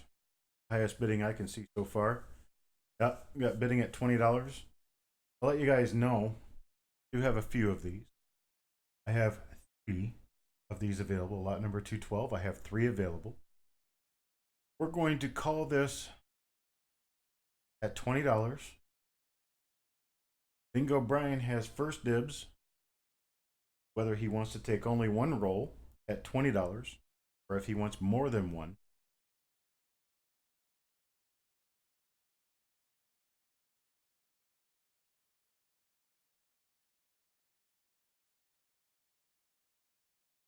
Before you take your break, Bingo, let us know.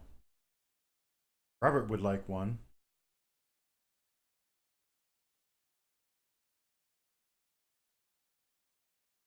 Bingo will take two. So Bingo takes two, Robert takes one. I appreciate your bigs, folks. Move on to the next item. This is the same design, only the Denver Mint. This is the Denver Mint issue of formative years. This is a mint wrapped roll. It says United States Mint right on the outside of the roll, right on the wrapper. This is Lincoln Cent formative years issue.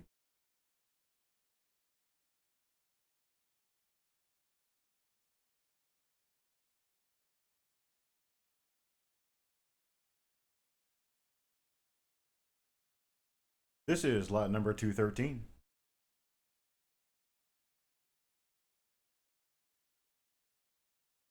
No, it's not multitasking, Brian. I'm actually, my time, what I see live on my computer runs a lot quicker than what YouTube runs. So by the time I can see your YouTube chat, I'm already way ahead of you. I'm trying to do the best I can to manage what I'm saying, even though it's being said 30 seconds after when you see it. If that makes any sense.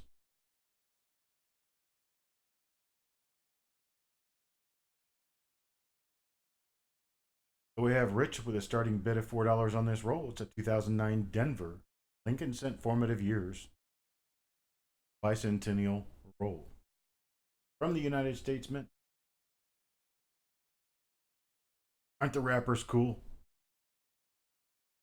I'll go ahead and start the timer on this one. We've got a current bid of Rich at $4 on this. A 1 minute timer started up. Everybody needs to make their decisions as to what they want to do about this one. That's right, Brian. I'm way ahead of you. I just saw your, oh, okay, I see. Now I see your 10.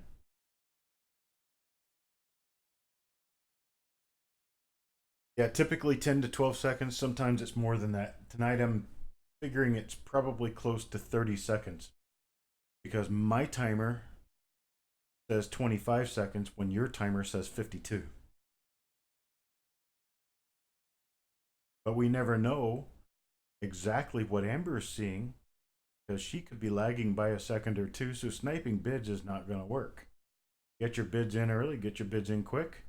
That way you can make sure that you've got your bids done before the time runs out.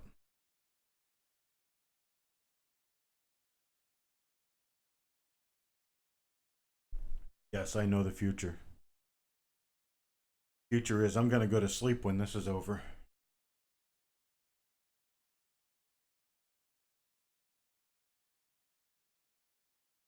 I'm the source.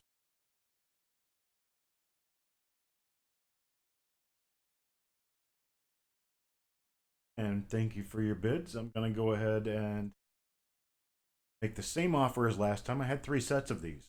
So I have three of the D mint rolls, just like I had three of the P mint rolls. We've got Bingo Brian at high bid. So he can tell us how many of these he wants. One, two, or three at the $14 bid.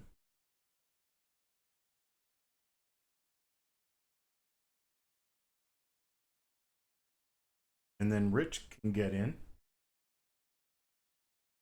He wants one of these at 14 at the high bid. if Bingo doesn't take all three of them.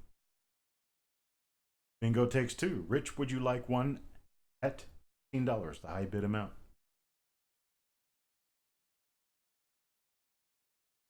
And Rich will take one. Go ahead and clear the timer and move on to the next item. Thank you very much for your bids. And as we step up into the next issue, the LP3. Is the one called the, I think it's called Legislator. Hang on a second. That's called Professional. I had it covered up in the picture because it was turned over. Couldn't read it. But it's called the Professional Life. It's starting at $3 a roll.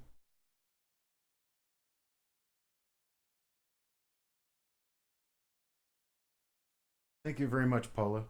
I just saw your comment. I appreciate it. Realize that this is just me returning a favor back to the people who returned a favor to me.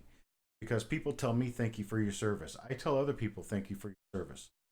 But often it's not very often that service members turn around and do something for service members. You thank them for their service. That's exactly what I'm trying to do. Is I'm trying to tell all of my other brothers and sisters, you being one of them, that I appreciate you holding the fort down for everybody.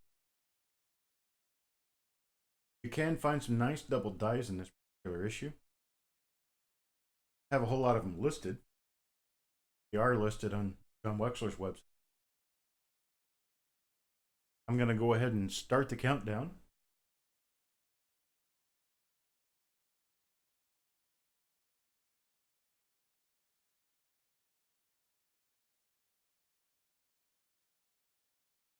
Now, this 4-coin issue for 2009 did not increase the number of coins produced in 2009 from the other years. What that means is that your mintage was basically cut in 1/4 for each design from the normal mintage Lincoln cents as it would have been in 2008, 2007, and beyond.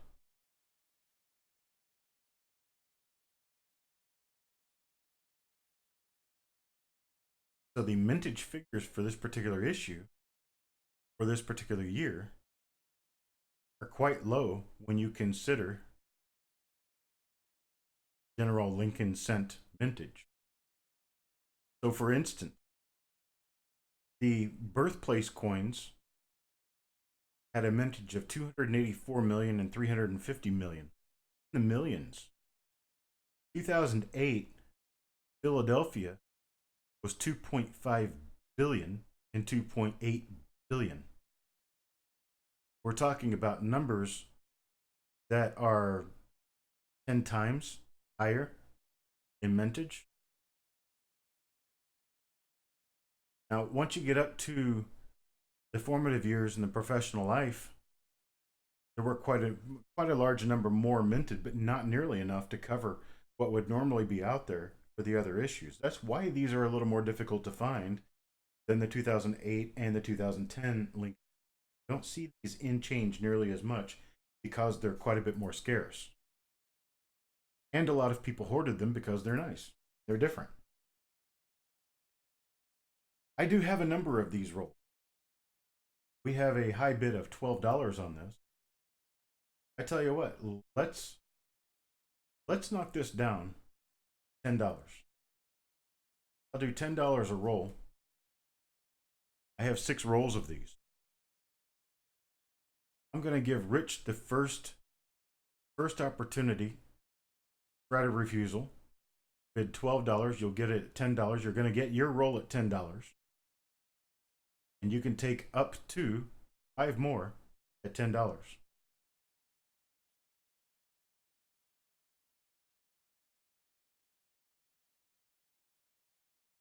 And I have to wait for the latency to come back so I can see what Rich said before I move on.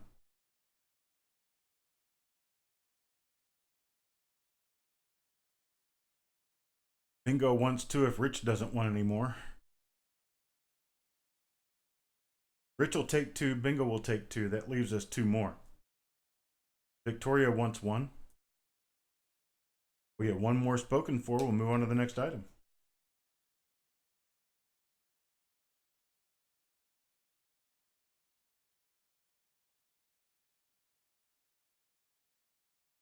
Set the clock and move on to the next item. We about this as time goes on.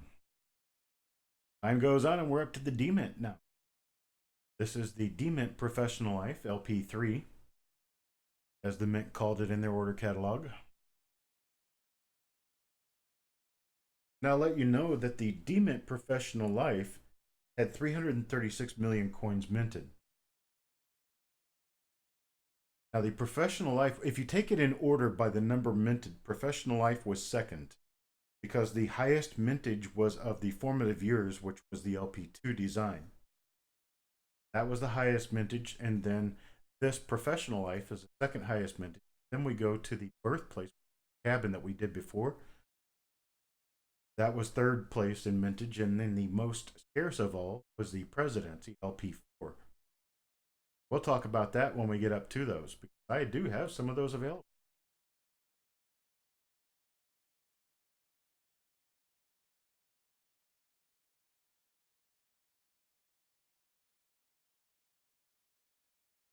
Here we are at $3 bid. Lot number 215, 2009 Denver Mint Professional Life LP3 Lincoln Cent OBW or OMW mint wrapped roll. Fall asleep hidden?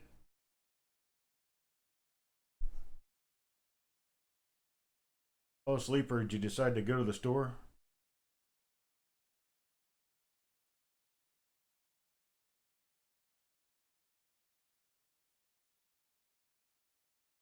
We have Rich currently at $3 on this roll.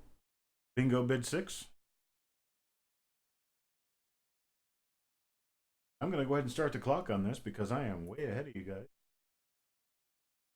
Probably got other bids. I'm going to start the clock here at 1 minute.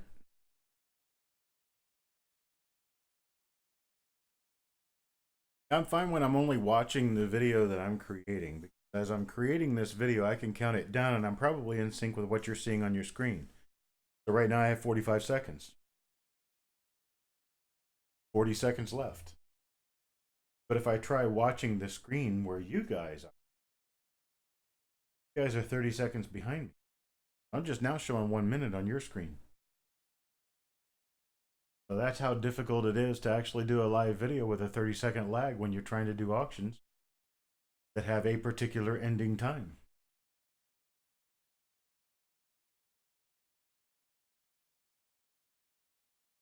Now, people, please remember that shipping charges have changed. If you get more than 2 rolls tonight, we're going to have to go with priority shipping.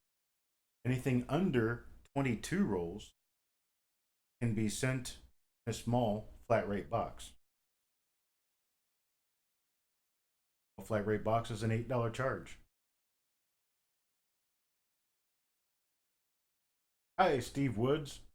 If you want to bid, you're going to need to send your name, your YouTube name, and your email address to the girls so they can get you logged in through registration so you can bid on the final lots of this auction.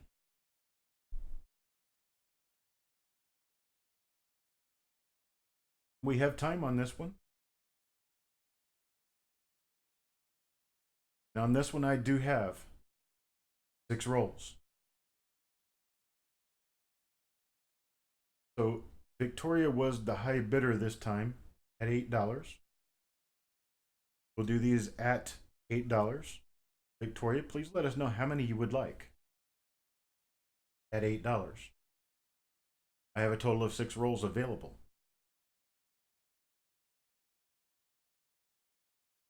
Rich will get choice next, and then Bingo Brian behind him.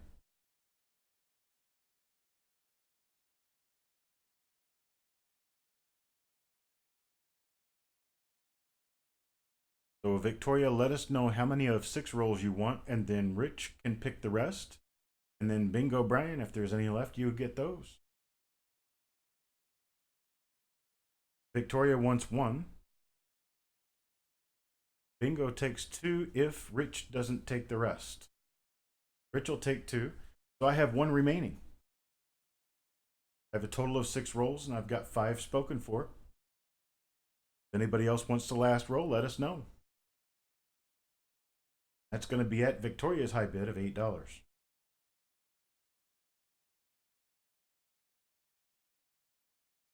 New Marshall in town will take the last one. Thank you very much, folks. For this is nothing new to you. Let me move on to the next item.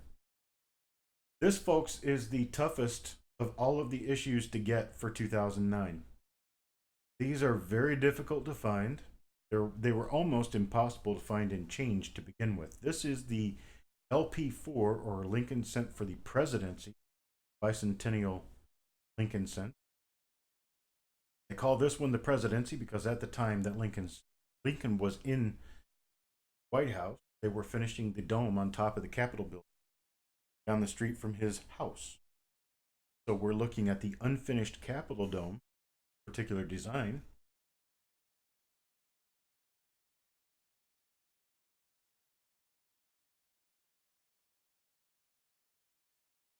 Got this one starting at $9.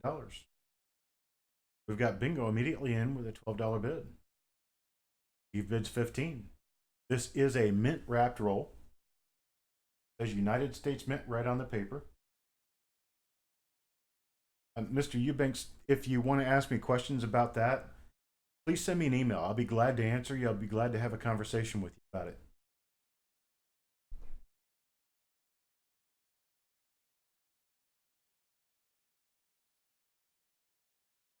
I'm going to go ahead and start the clock on this one. Fever pitch of the bidding going.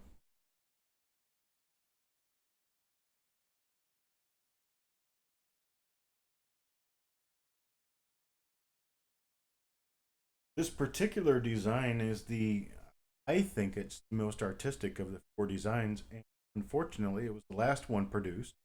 It was produced in the smallest numbers, all of the 2009 Lincoln Cents, and as the most valuable. To give you a for example,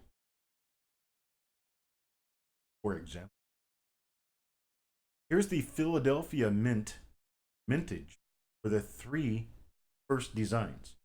We have 284 million, 376 million, 316 million.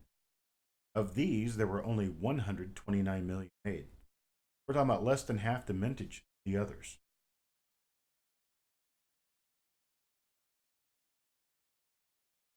They are quite a bit more scarce than the other 3 designs.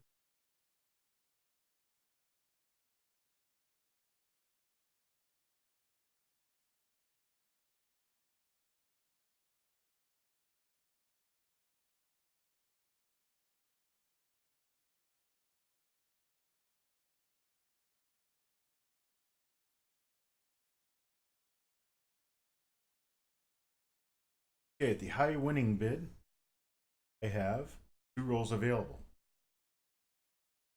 2 rolls available to New Marshall in town at $23 a roll. Tell me if you want both of them, or if you only want one of them.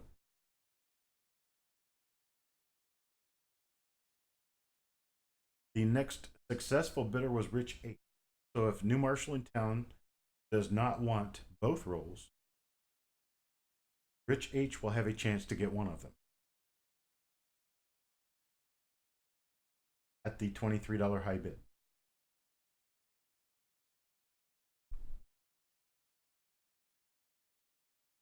Okay, Rich will take one if New Marshall does not want both of them. New Marshall needs to let us know whether you want both rolls or just one of them.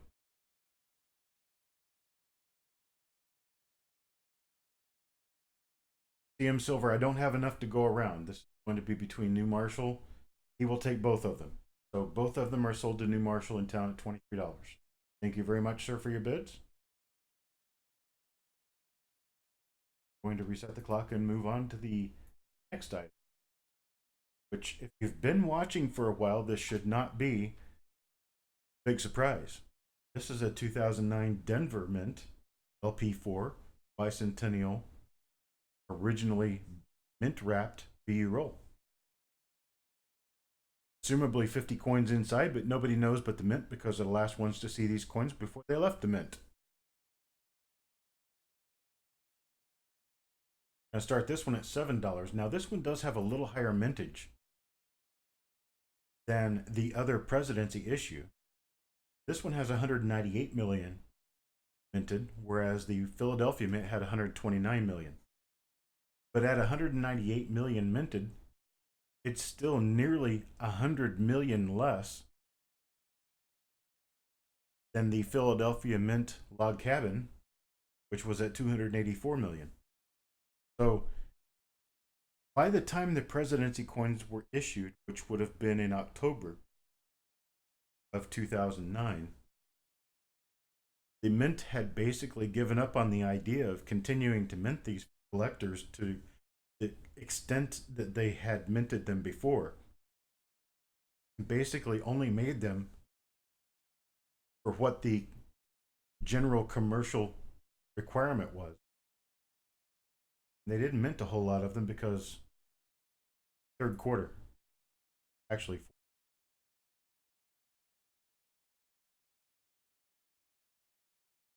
We have a bid of $7 in there on this one. I'm going to go ahead and start the clock. Get us started. 1 minute left. These are rather difficult to come by. They're not as difficult as the Philadelphia Mint ones, but if you want a set, you got to have both. Because these all have D mint marks.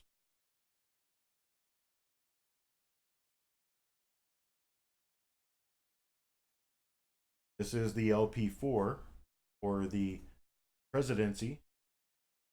Lincoln Cent, 2009. Last issues, they went to the issues today.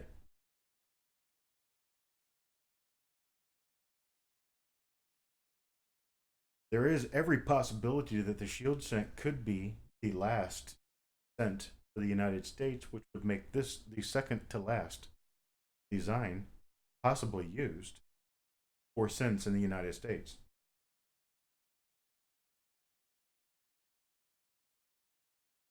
We do have a lot of really cool other items for sale at lincolncent.com. And I promise that I will update that website and bring in a lot more new stuff as soon as I come back from this 2-week hiatus.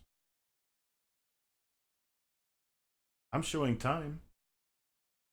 I'm also showing on my list, I have a total of 2 of these.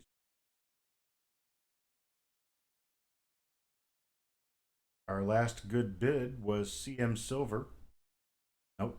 Our last good bid was New Marshall in town at 17. So New Marshall gets his at 17. Bingo, you were just a bit late, but I have 2 of these rolls. New Marshall has his at $17. Would he like both of them? $17. I have 2.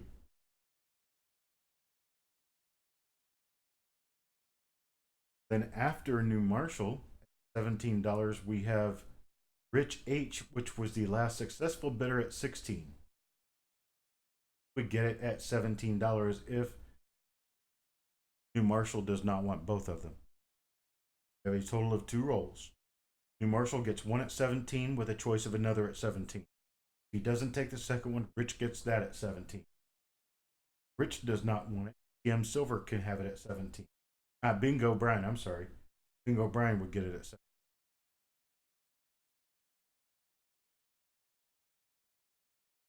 So New Marshall takes both of them. I'm going to move on to the next item. Thank you very much for your bids. And one last 2009 issued item, and this is really cool. This particular roll is an LP3 Lincoln Cent roll, OBW roll, that has a Purple Heart stamp from the Postal Service. And this roll was actually canceled by the U.S. Postal Service on the first day that these coins were issued in Springfield, Illinois. And I think if you are a Springfieldian from any in the Illinois area where you would know zip codes, I will tell you the zip code was really see it very well on the roll that's there.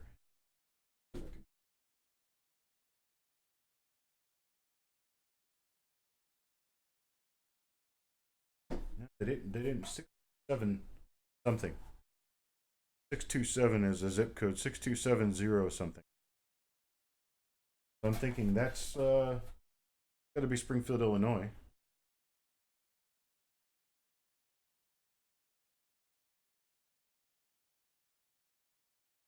And so this is an original bank wrapped roll of 2009 Philadelphia Lincoln cents with the third design, is the one with the state capitol building and Lincoln standing in front of the state capitol building.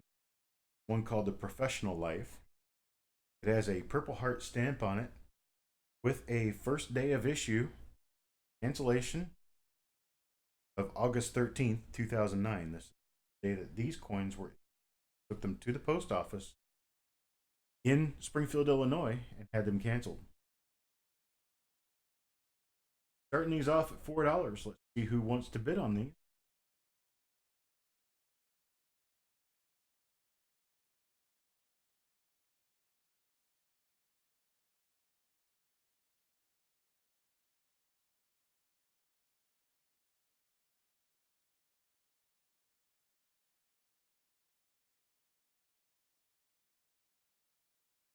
Sorry, Mr. Claggett. Sometimes we just don't have that day. I love my vets too, Bingo. We have a few of them in here tonight, I think. And I'll let you guys know this is kind of a cool thing. I know it's all about me, but it's a cool thing. Anyway, I'm a post commander of the Veterans of Foreign Wars States. VFW was a club set up in 1898 for people returning from Spanish American War. And it's a club that has gone on ever since. And what it does is it does charitable things for homeless veterans, veterans in need, and for the community. And I was commander of Post 12055 in Bradenton. And this past year, we did everything that was required to make all state. So just this past weekend, I went up to no slab coins tonight, sorry. I just went up to Orlando, received an award as a commander for an all-state post. I got a new shirt that I probably should have worn. Wear it next. One of a kind tattoo done for, I'm assuming you guys being veterans and not you guys being the people in the chat tonight. Just going out on a limb there. Oh, Sean, we got less than 15 seconds left on this one. Any and all get your bids in. Tell you what, I'm going to spread this one nice and thin for everybody. For everybody. Hear me on this? I have a total of 13 of these rolls. 13 look just about the same. They've all got the stamp on them. They've all got the cancellation on them. They're all LP3s. We had a bid of $30 on this, but I'm going to knock it down to $10. $10 a roll, and you can only get one roll per person. One roll per person. You just say up a bin, and I'll get you that one roll. $10. Get the Purple Heart stamp. Bring the camera over to me. I'll show you guys this. Here it is. Box full. 13 rolls. You only get one. Only get one roll apiece until we know that there's not 13 people who want one.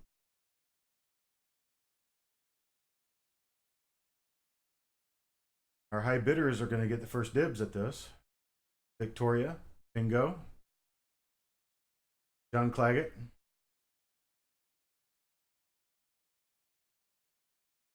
You get your first dibs, New Marshall. Sorry, no, that was a different bid. Sorry.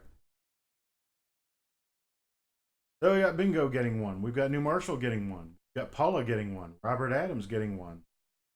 Rudy Alfaro getting one. Paula Bloom. One, two, three, four. I can't really count through all these bids. Five, six, seven. I'm showing 7 people at $10. John Claggett will pass. Thank you, sir.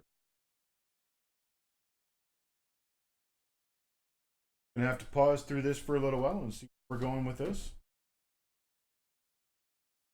After we determine that we've got the rolls issued for the people who want them, who want one apiece, we don't have 13 people. I'll make a mark in the chat, start accepting bins for more than one roll. I have no way of regulating this beyond the fact that we've got a certain number of people who are going to have one roll apiece. And as soon as I make the mark in chat, we're going to take bins for all of the remaining rolls. If you get in on all of them at once, I'm sorry to everyone else. Get there quick. Rich H, yes, there are some left. I know this will take a little while. Sorry for the people who are not interested or did not bid. We do have other lots to go through.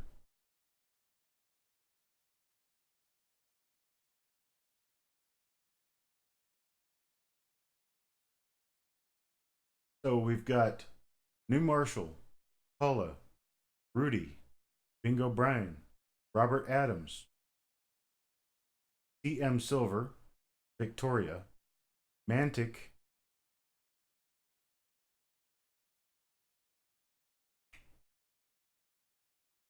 $10, Rich. Rich bins one.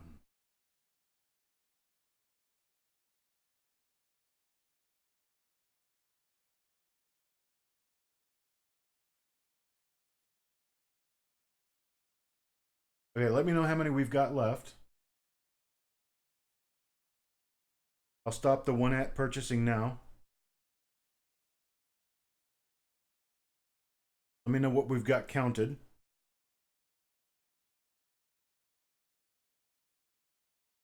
Already got Rudy in there for. They get you in there for one, Rudy. And Rich gets one. I may have not said your name the second time around. Sorry. So we got a total of 4 left. I am going to post a go. When I post a go, you guys can go for those last 4 at $10 a roll. Anything after this, Paula bins, New Marshall in town bins, Paula bins, and Rudy bins. So Paula, you want 2. New Marshall wants 1. Rudy wants 1. No, I'm sorry, Bingo.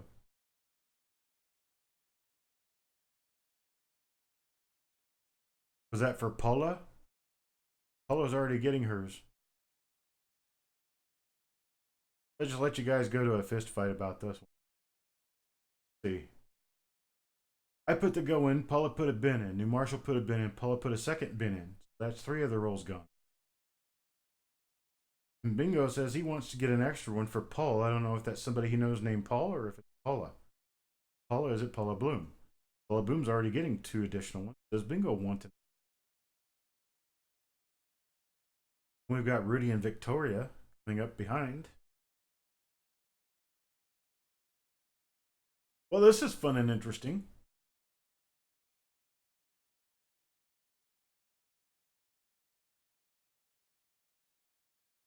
Okay.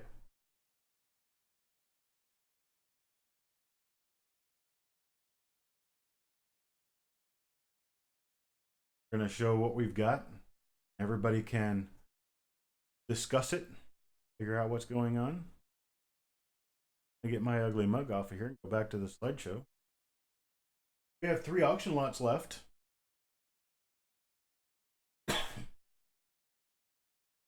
Total of 3 auction lots left.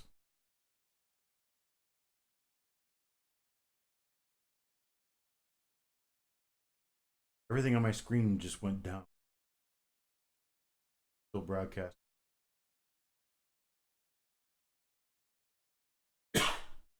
Here we go. Paula 2, New Marshall 2, Bingo 2, Rudy 2, Robert Adams 1, Victoria 1, Rich H 1, and Mantic Coins 1.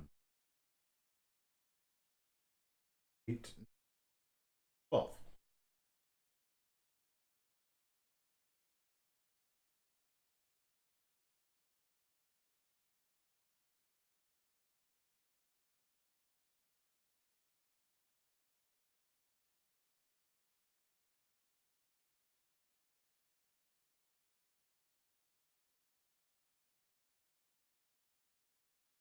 Okay, so we're going to cut it off here. We're going to do Paula at 2, New Marshall at 2, Bingo at 2, Rudy at 2, Robert Adams 1, Victoria 1, Rich H at 2. Sorry, CM Silver didn't get his. He was in there. That's the one you're missing. That was it. I think we've got it all settled at this point. 30 seconds in advance.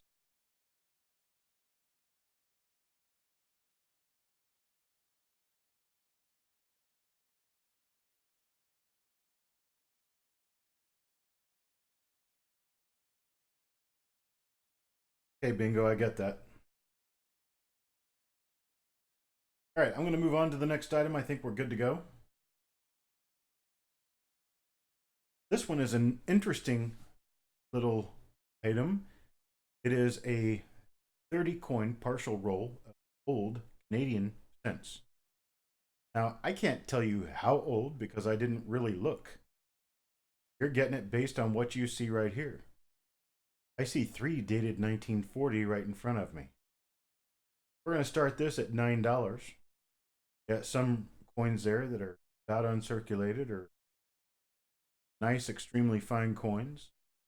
This appears to be a little hoard of coins that were put away a long time ago. These are all either a young Queen head or King George VI. Lot number 219. Start this one off at $9.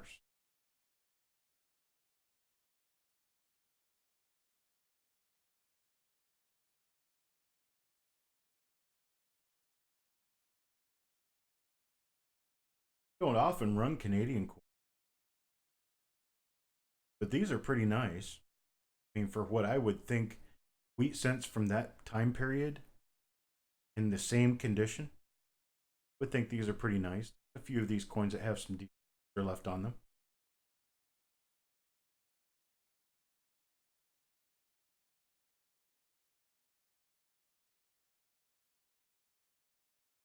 Go ahead and start the clock on this one. Let it run down. You get a bid in before the clock runs out. Have a bid in at $9.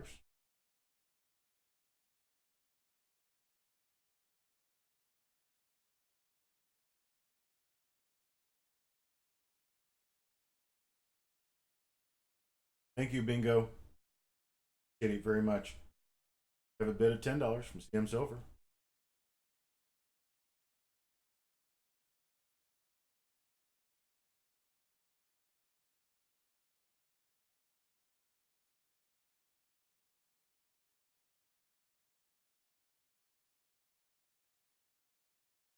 All at 11. Showing less than 50 seconds left on this one.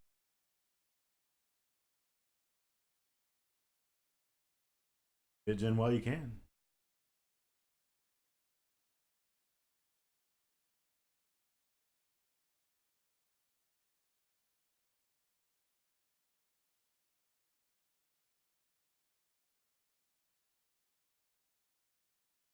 Interestingly enough, ladies and gentlemen, veteran too. Here's the United States Navy.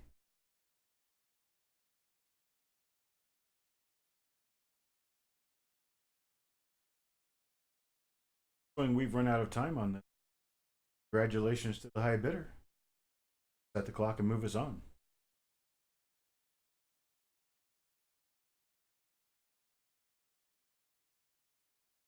This is an interesting one. This is 10 rolls of copper pennies. Now, this is the bronze pennies, if you want to be very specific about it. They are mostly memorial pennies. They are mostly uncirculated. There are circulated coins in this. There may be wheat cents in this. This is not a numismatic item, so be it. I rolled 50 copper composition or brass composition coins together per roll in special wrappers for the copper investor in you. It has little to do with the dates, mints, and conditions of the coins. So I'm starting this at $8. $8 is just 80 cents a roll. Quite a bit less than what a lot of people claim these copper coins to be melt. I think people are saying now that they're 2.25 cents a piece. That would make them $1.12 a roll, which would make this $11.20 to start. But I'm only starting them at $8. You can see they're in wrapped packages of 10 that are virtually completely airtight, vacuum sealed.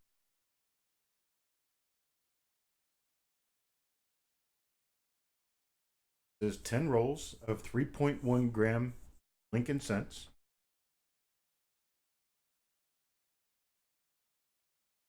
No more guarantees than that. There could be some corrosion, there could be some spots, there could be some bright, nice BU coins in there. There's going to be some that are circulated.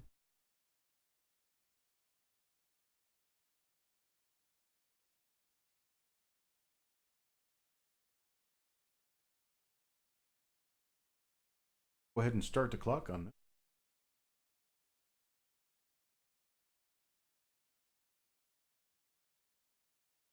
This is going to be one of those things you stick away in the closet.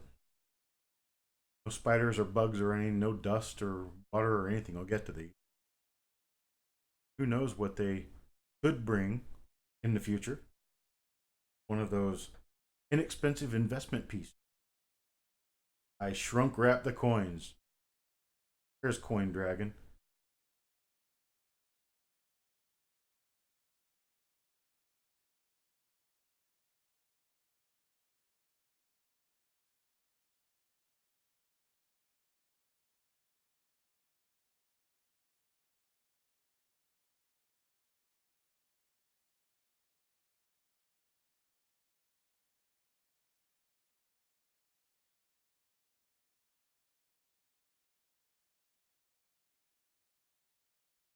Showing time's just about to run out on this.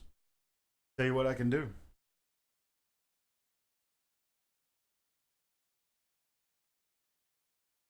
At the high bid amount, I have 8 available. I will have some at some point later in the future, but right now I have 8. I have 80 rolls available. They're all mixed, but they are all 3.1 gram coins. So at our high bid amount, which would be New Marshall, bid 13 on this item. New Marshall bid 13. I have 8 of these. How many would New Marshall like? Next bid, successful bid, was Bingo Brian at 12, then Cent Hoarder at 9, and then Rich H at 8. Total of 8 of these available. We'll take New Marshall first. $13. Tell us how many you would like, sir. Now we'll move on to Bingo Brian would be next. His chance at 13. Bingo says he'll let the other guys have them. So Cent Hoarder. Rich wants 2. Gotta go first with New Marshall. He took 1 with his high bid. He has the opportunity to buy up to all 8. Marshall wants 3. Rich wants 2. Your bid of 13 was too late, Rich. Because it was the same as New Marshall's bid of $13 already. So since it wasn't an increase, it was not a valid bid. Cent Hoarder and Rich H, you can take those at $13. Cent Hoarder wants one. So we have New Marshall with three, Cent Hoarder at one, Rich H with two. That's six. I have two left. New Marshall will take the remainder. So New Marshall takes five, Rich takes two, Cent Hoarder takes one. Thank you guys. Move on to the next item. Sorry, CM Silver. This is a good one here. This is a 1992 D original bank wrapped roll, Memorial Cents. Shows some pretty nice looking coins on the ends.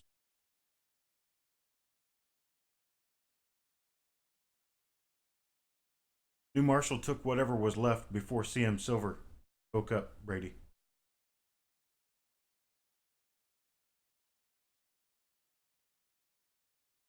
Now, this 1992 D issue brings in to focus probably one of the scarcest varieties in modern Lincoln cent history. Very, very few of these are known, but there is 1992 D Los AM Lincoln cent issued. Don't know how many of these exist, but it can't be very many. 1992 plain is known into the dozens. 1992 D is very seldom even spoken of, much less known. These are original bank wrapped rolls. They came from 1992. Nobody knows what is inside these rolls. You have your chance, very small, very remote chance of opening this roll, finding coins that could be worth $1,000 a piece, maybe more.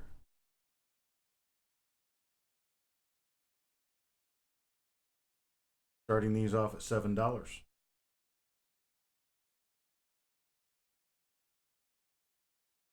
a $7 roll. It's using the wrapper type from the 80s. So this is one of those cases where Brant went into the closet and found an old style of wrapper, wrapped up a bunch of 1992 pennies using that wrapper. This wrapper style was generally discontinued prior to 1989.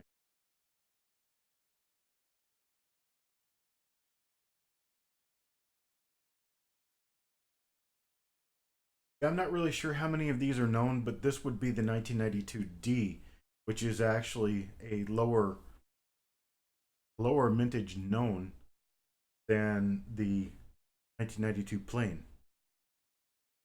Okay, go over to the yes facts and see what I can find out, or if I can find anything out quickly.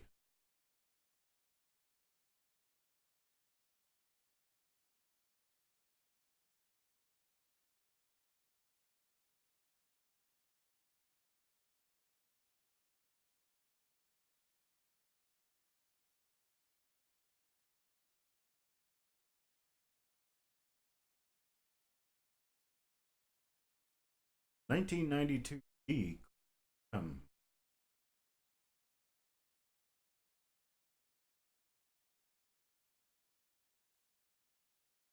30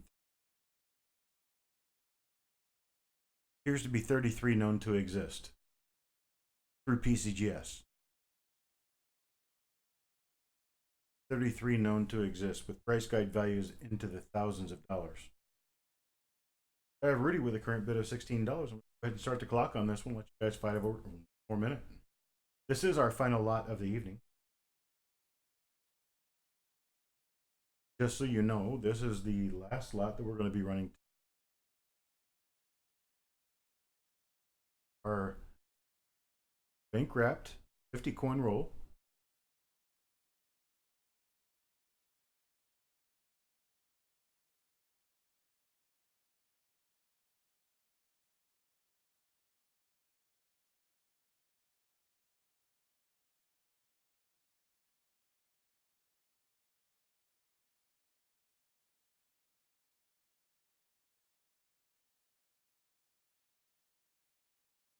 Yeah, with regards to the roll openings, to the OBW roll reveals, it was too difficult to try to fill specific spots.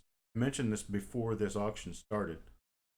So what we've done is I've gone to a random roll selection where when the spots of a roll fill up, selection of the exact spot each person gets will be at random.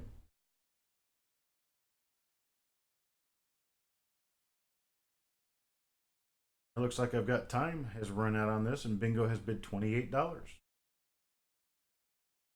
Now,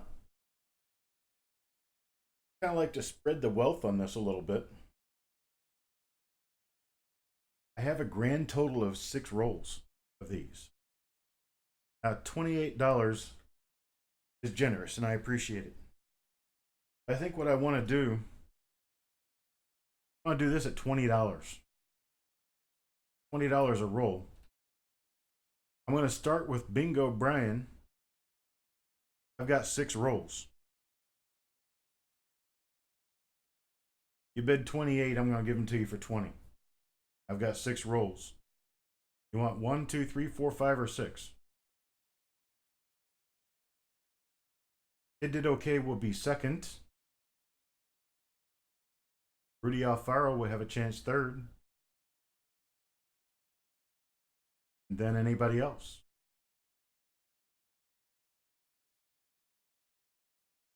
Bingo, you're going to get yours at $20. How many more do you want? They say you want a total of 2. You did okay once one. Rudy Alfaro wants 1. So that's 4. I have 2 rolls left.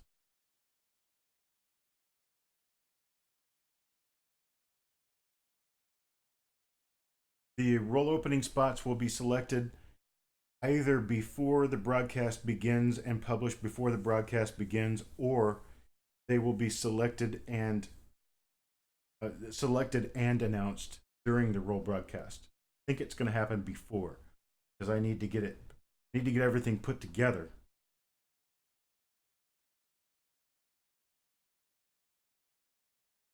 Okay, so we have them all taken. Anthony Goodley 1, and Get It Okay took 1 more. Brady is correct that they are all gone. I definitely appreciate it, folks. This is the last auction for the time being. There will be another auction coming up on the 16th of July. Whatever that Tuesday is. 16th of July, I believe it is. We're going to have singles, rolls. We may even have some sets. We'll have some albums. We'll have some little bags, big bags. We'll have a lot of stuff. Yes, the OBW roll. So Penny Parent shows 2 for Bingo, 2 for Kid Did Okay, 1 for Anthony Goodley, and 1 for Rudy Alfaro. And then Kid Did Okay, I think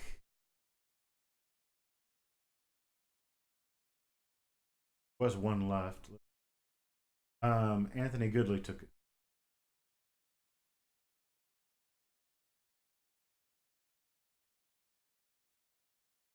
Okay, as for the live broadcast of these roll openings, I have to schedule them way in advance to give everyone a chance to be here to see them.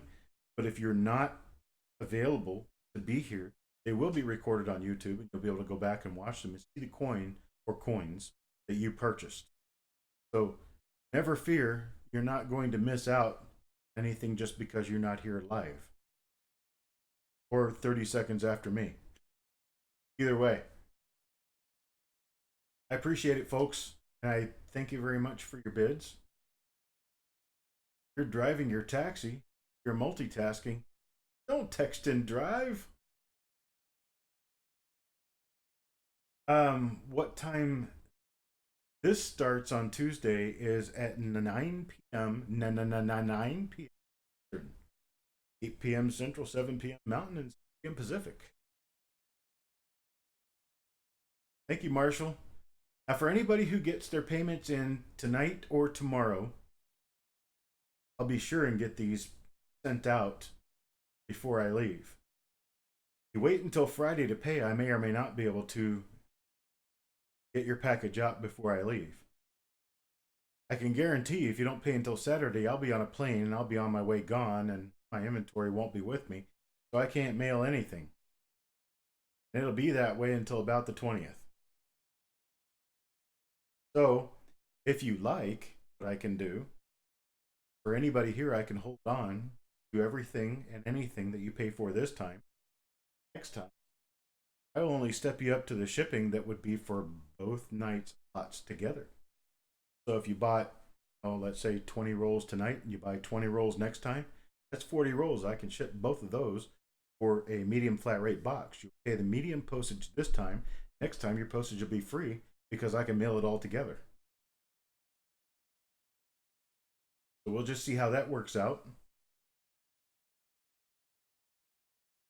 If I do not sell all the spots, I will announce ahead of time through Facebook and through a YouTube video that there are more spots available for purchase. I will open it up. It's kind of like how the Mint does things where they limit the household quantity at first, and then when they don't sell the entire mintage of something to the household limit quantity, then they open up the quantities for other people to purchase. Bingo Brian, I haven't taken a real break for any time off for quite a while. I happen to be going to see my son, who I will be seeing for the first time in 5 years. So it's going to be an exciting trip for sure.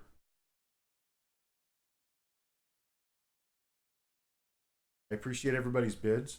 Appreciate the time that you spent with me here. Trust me, you're all appreciated, every one of you. Whether you bid or not, I still appreciate you. Appreciate the camaraderie. I appreciate the just the time that we get to spend together. I enjoy teaching people about coins. I enjoy talking about the stuff that I'm selling and the scarcity of the things that I have that are scarce and how common the things are that I have that are common.